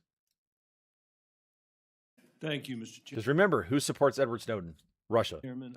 I By the way, this is one of the few people to stand up against these nominees was Michael Bennett. I would like to repeat my colleague's question to you. Thank you for being here. To answer these questions and for your service. Was Edward Snowden a traitor to the United States of America? Senator, I will also repeat my answer. He broke the law. You said earlier that you were offended by a question that my colleague from Kansas asked, which I think was his duty as somebody on this committee to fulfill his responsibility to advise and consent. We are not here to be a rubber stamp for the President of the United States. So let me ask you again, do you believe, as the... Seeing that Tulsi Gabbard tried to whitewash the crimes of Bashar al-Assad and understanding that the positions she took from some fucking religious cult leader 8,500 miles away from Syria that all benefited Russia, and the timing of it coincided with Trump's rise in American politics in an election that was interfered with by the Russians, and knowing how Donald Trump never criticizes Putin, how pro-Russian he is, puts the baby killer's pictures, the baby killer's photograph on the wall, had our soldiers humiliatingly on their hands and knees in Alaska. In the dim light of history, now look at how she defends another darling of Russia, Edward Snowden, who should be in Fort Leavenworth for the rest of his fucking life, in my opinion. The chairman of this committee believes, as the vast majority of members of our intelligence agencies believe, that Edward Snowden was a traitor to the United States of America. Senator, if confirmed This as is when the Director of rubber hits National the road. Intelligence, I will work with you to make sure This that is there is not not a another moment for Snowden-like social leak. media. It's not a moment to propagate theories, conspiracy theories, or attacks on journalism in the United States. This is when you need to answer the questions of the people whose votes you're asking for to be confirmed as the chief intelligence officer of this nation. As my colleague said, this is not about you. It's about the people that serve the intelligence agencies of the United States. Is Edward Snowden a traitor to the United States of America? That is not a hard question to answer when the stakes are this high. Senator, as someone who has your served answer, in yes uniform, or no, is Edward Snowden a traitor to the United States of America? as someone who has I'll go on worn to our my uniform questions. in combat, I understand how critical our national security Apparently is. you don't. Apparently you don't. Let me ask you, I've worked very hard to put your own words here in front of the committee. Not, fake news, not... Which is kind of fucking funny because they're not our own words. They come from fucking Toenail Guy, the guru, the cult leader, the piece of shit, Chris Butler. conspiracy theories on the internet, but the actual things that you... Isn't it fucking crazy how history changes when you look back on it, when you find out the true facts? have said on February 23rd, 2022, at the very moment that Russian tanks were rolling across the peaceful border of Ukraine for the first time, you tweeted at 11:30 p.m. your time, this war and suffering could have either... This is so fucking aggravating because the suffering I have seen firsthand of the Ukrainian people, which has a legacy across centuries from the Russians, it is a fucking disgrace and a moral stain on the United States that they will never wash off. That people like this piece of shit, Tulsi Gabbard, were ever in a position to comment in favor of Russia in a way that affected our politics. If this nation survives, it will look back upon this and upon her in a legacy that betrayed everything we claimed to stand for.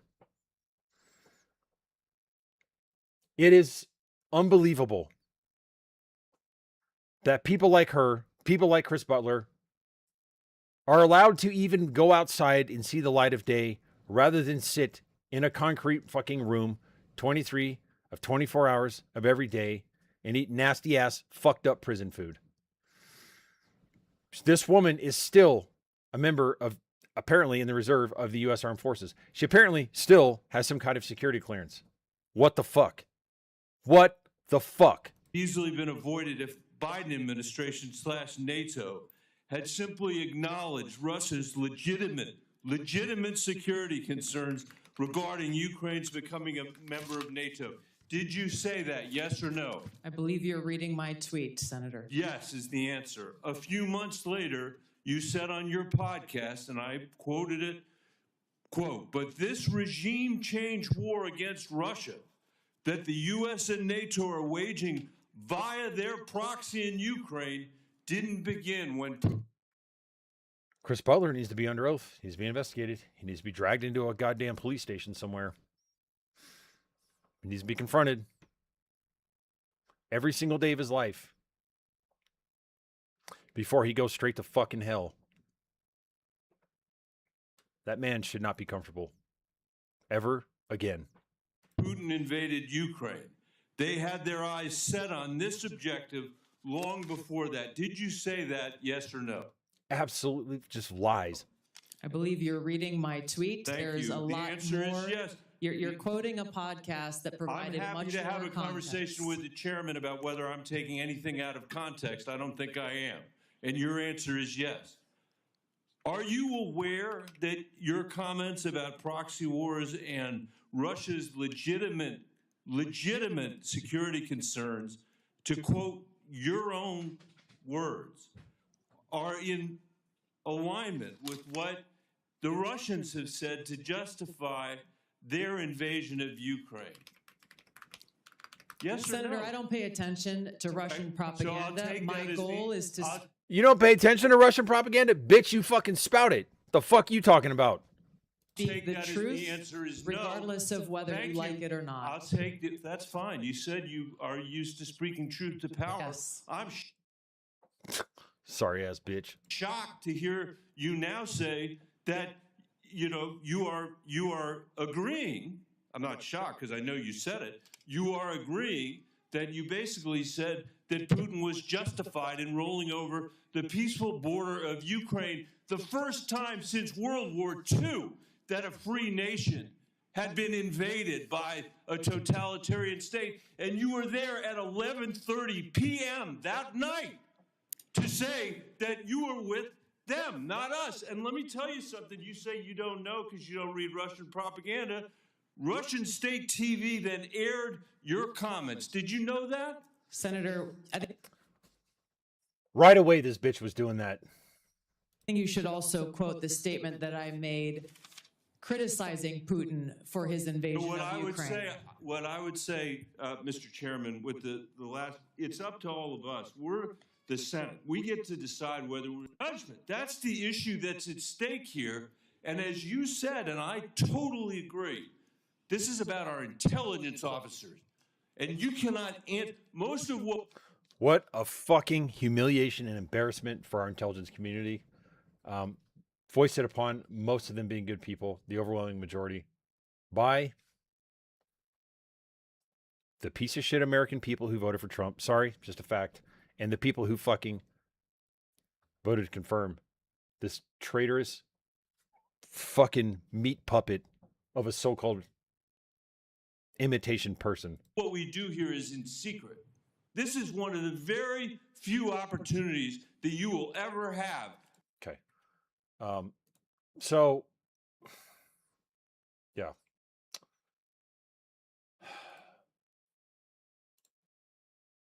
I mean, and just again, like,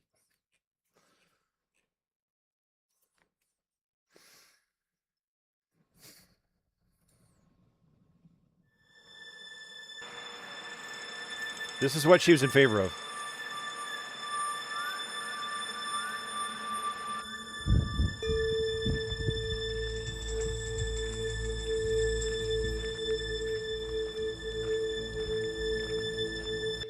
from supporting this to supporting Russia and Ukraine. And it all looks the same.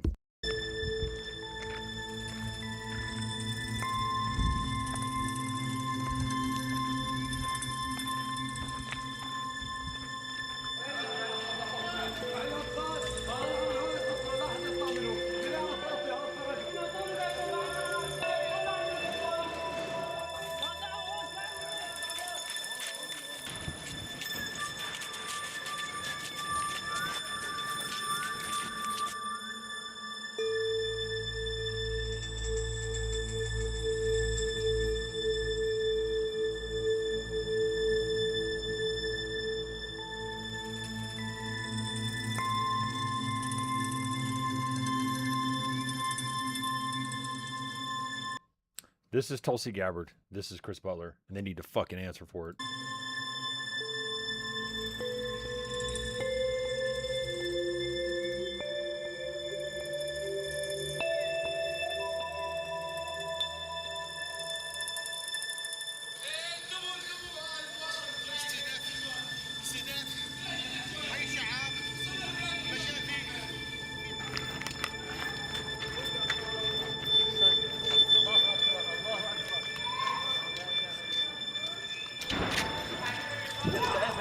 They used to cluster bombs. They're doing that. They do that in Ukraine.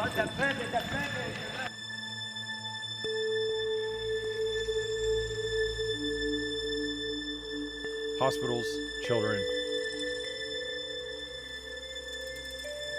Look.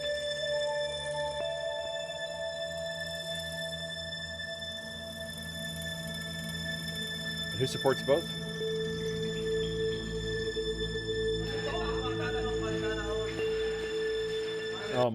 Speaking of cluster munitions in Ukraine.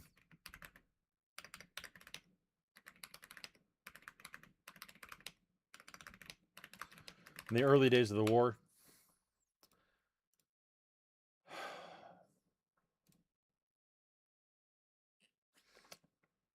so Russia caused all these people to have to gather at this train station. I used to live by here.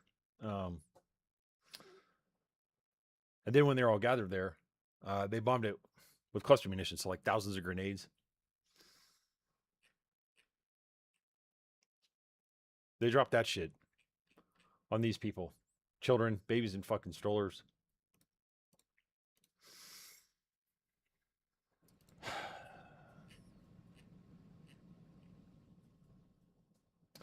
That's how packed it was when they fucking cluster bombed this place.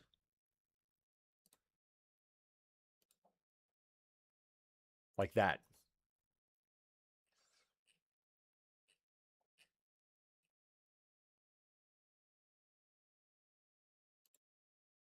Look at this.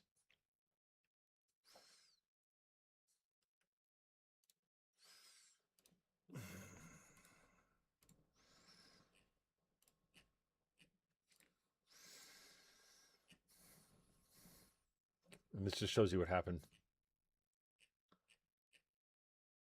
Okay. So, I mean, like all the proof.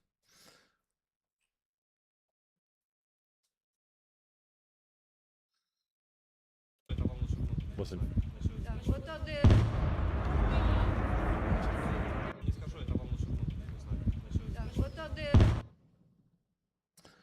Some people were thrown on the ground by the blast wave. Some had blast wave trauma, like bleeding from their noses. People started to panic. I decided I should calm them down. Explosions had already happened. But then the submunitions, meaning, so a cluster bomb goes off, it blows out the munitions. So that's what you hear first, and then the munitions, all the little bomblets come second. The submunitions started to fall. People were running into the building to hide inside. I was knocked over after they stopped. I climbed out from under the pile of people, and when I got to my feet, there were wounded people all around.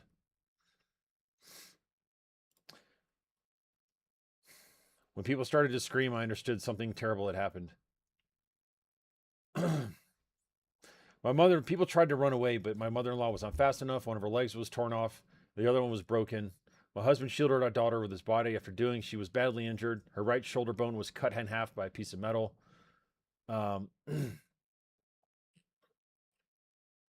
This is all the proof, like, of what happened. And then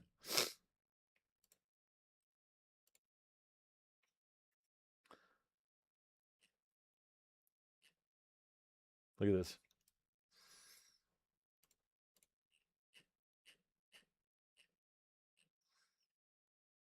See all the kids? So, Jesus fucking Christ. So this is how it works, so you guys can see. This is what Tulsi Gabbard's in favor of. I know I keep talking about her, but I fucking hate her guts, and she needs to be held accountable. Look at this. It's fucking ballistic missile. Look at the and all over eastern Ukraine, thousands of buildings are scarred like this. This is the fragmentation pattern. Metal going 2,000, 3,000 feet per second.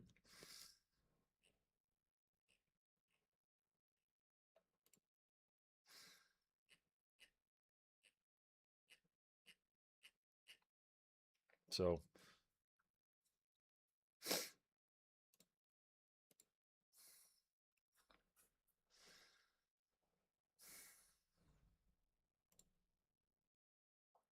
John Sparks' report now from the city contains video showing the aftermath of the attack. It sits on the grass outside the station in Kramatorsk, the remnants of a ballistic missile, its work already done. And on the side there is a message, Zadeti, or some 4,000 waiting for trains heading to Western Ukraine. So again, they cause the people to flee with an illegal war of aggression and invasion, and then they fucking cluster bomb them while they're gathered at a train station. They were running from the Russian military, but this brutal They might as well just fucking painted Tulsi Gabbard on the side of that missile. war came to them.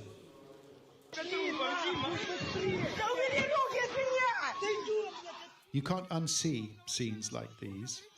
Neither can you forget the sound. High explosives and bits of shrapnel tearing through passengers waiting for a train. How many dead bodies? And the children, says one. The authorities say at least 50 people were killed, including 5 children. More than 100 have been injured. Много пожарных машин, скорой помощи, хаос, давка, люди бежали. All right, before I go get on a plane today and go to fucking back to Ukraine and join the military, I have to stop watching this. But just understand, like, the human cost of what's happened and who this person is. This is not abstract. This is not, this is about this is about people. All right. There's some other shit we need to talk about here. So,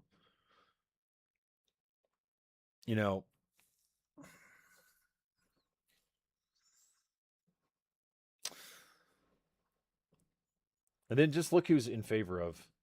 I mean, so today what you had is Tulsi Gabbard, who was coming out to defend her, Kirill Dmitriev, the Russian foreign, he's like a Russian diplomat. You had Roger Stone, who is a traitor and a piece of shit and reflects and represents Russian and other evil interests. None of them attack the actual substance of this article or its 30,000 documents.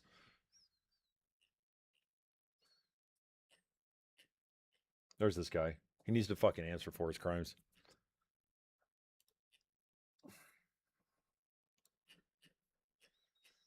Okay, so there's just a couple of things real quick I want to cover. This right here, when I talk about, this is just another, like, we talked about how Tulsi Gabbard and like this fucking disinformation network on social media, like, platformed her and pushed her forward. Ooh, there's actually one of them I responded to last night. Hold on.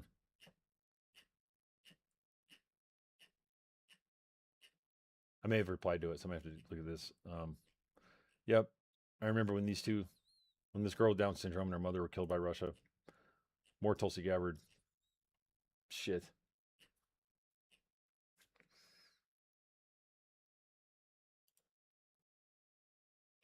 Oh, look. So this account. So yesterday.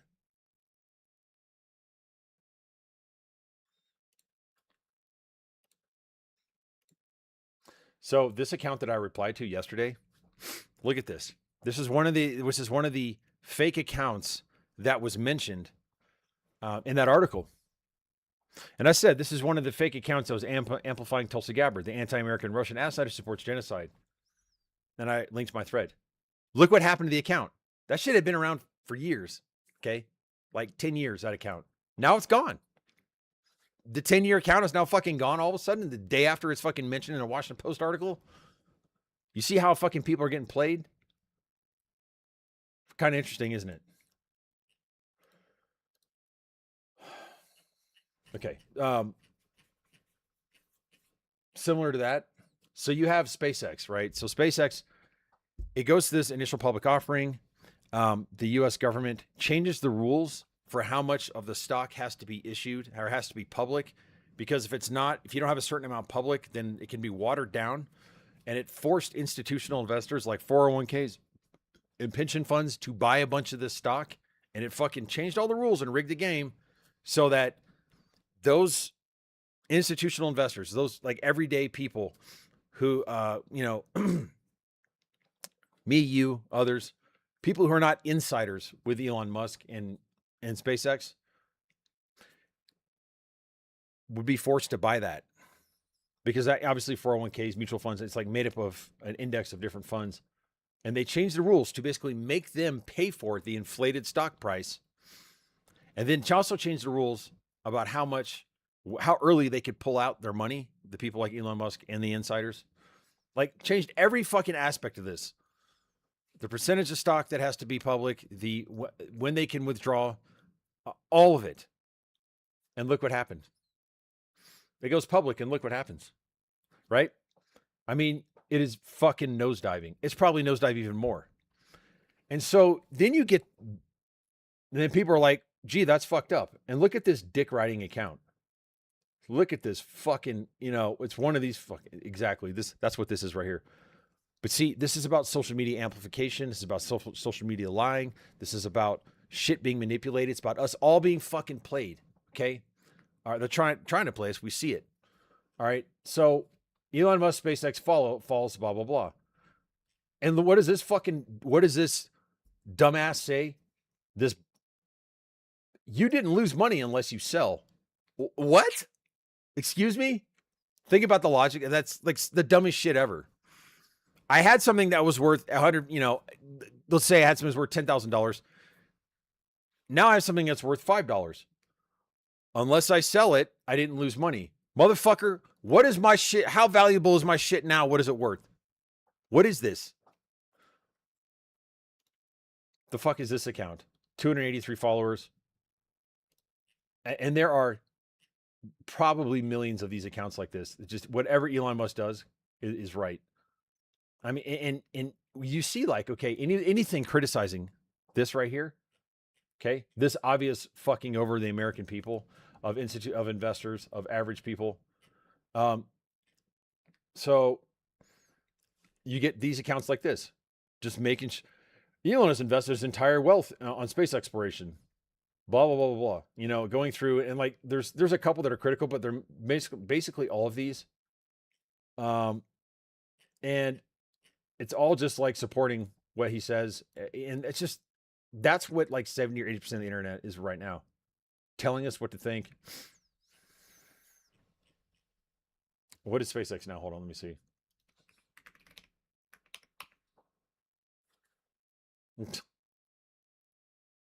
Jesus Christ. Over $100 billion. Oh,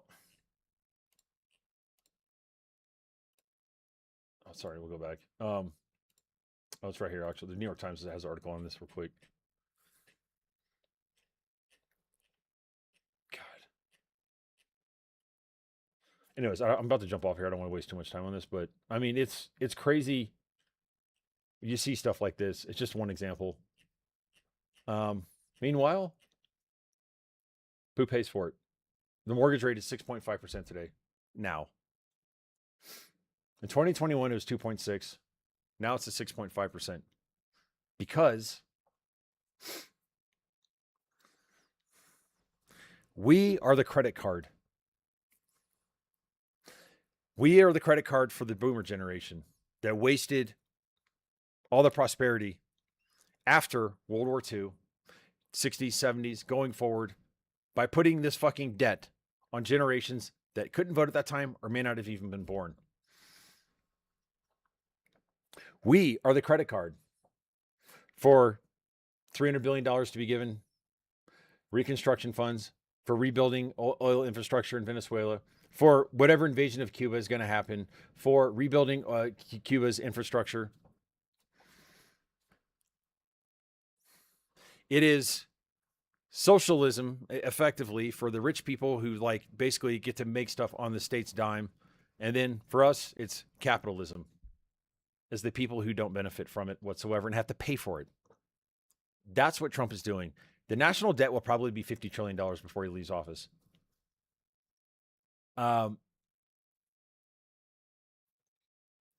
This right here, on a, let's say like here, so how much extra is this going to cost, right? This is, people can't buy fucking houses because of this shit. And it's all the economic instability. Look at, I mean, the tariffs, the fucking tariffs were entirely based upon Donald Trump's dumbass misunderstanding that somehow a trade difference with another country is bad. You know what? Because Venezuela does manufacturing and we sell services. That's the sign that we're actually the leading economy. But then he decided that's the reason why we should blow up the world economy and fucking put tariffs on the entire planet.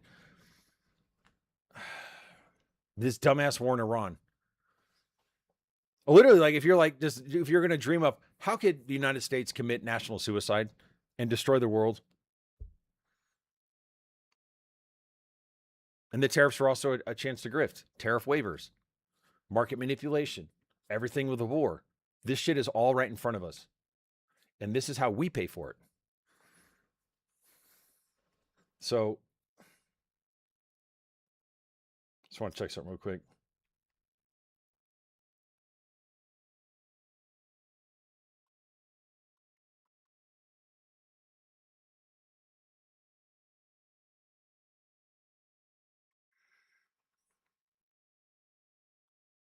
Okay, so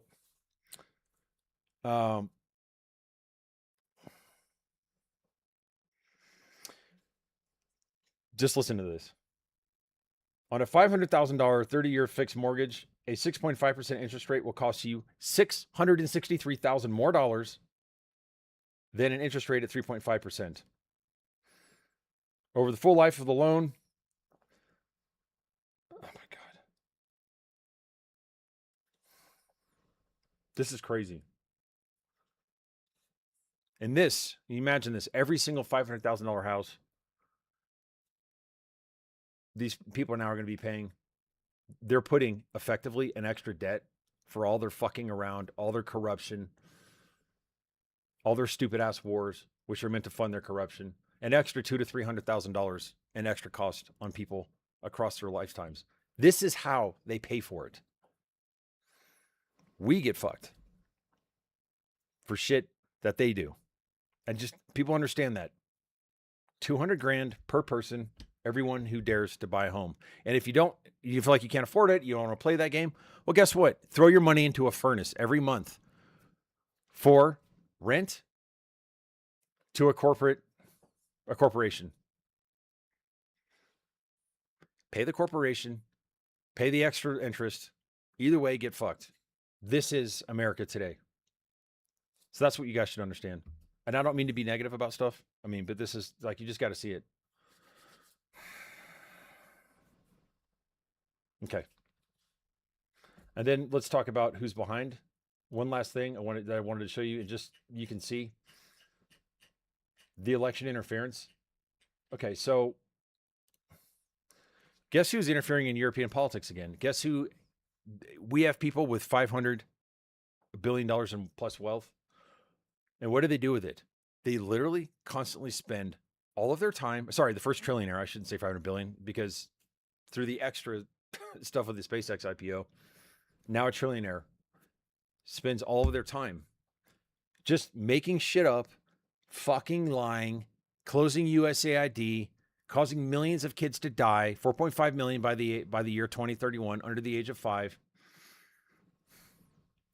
We also just cut off AIDS medications and support to South Africa for political reasons.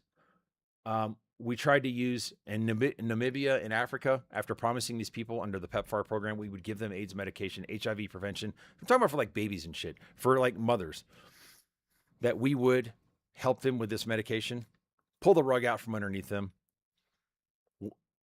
You can make a plausible argument that we are, I mean, because if we would stop doing that, which we promised with no screenings attached, unless they gave us their rare earth minerals. So just like they're stealing the oil from the ground in Venezuela, they wanted to steal the oil and rare earth minerals out of these countries that are depending upon us to provide AIDS medication that we promised to do. We broke our agreement. We broke our promise. We broke our contract. It's literal mafia shit. But the mafia would never dream of being able to like do something this fucking evil on this scale. Arguably, some of the worst criminals in modern history is our current government.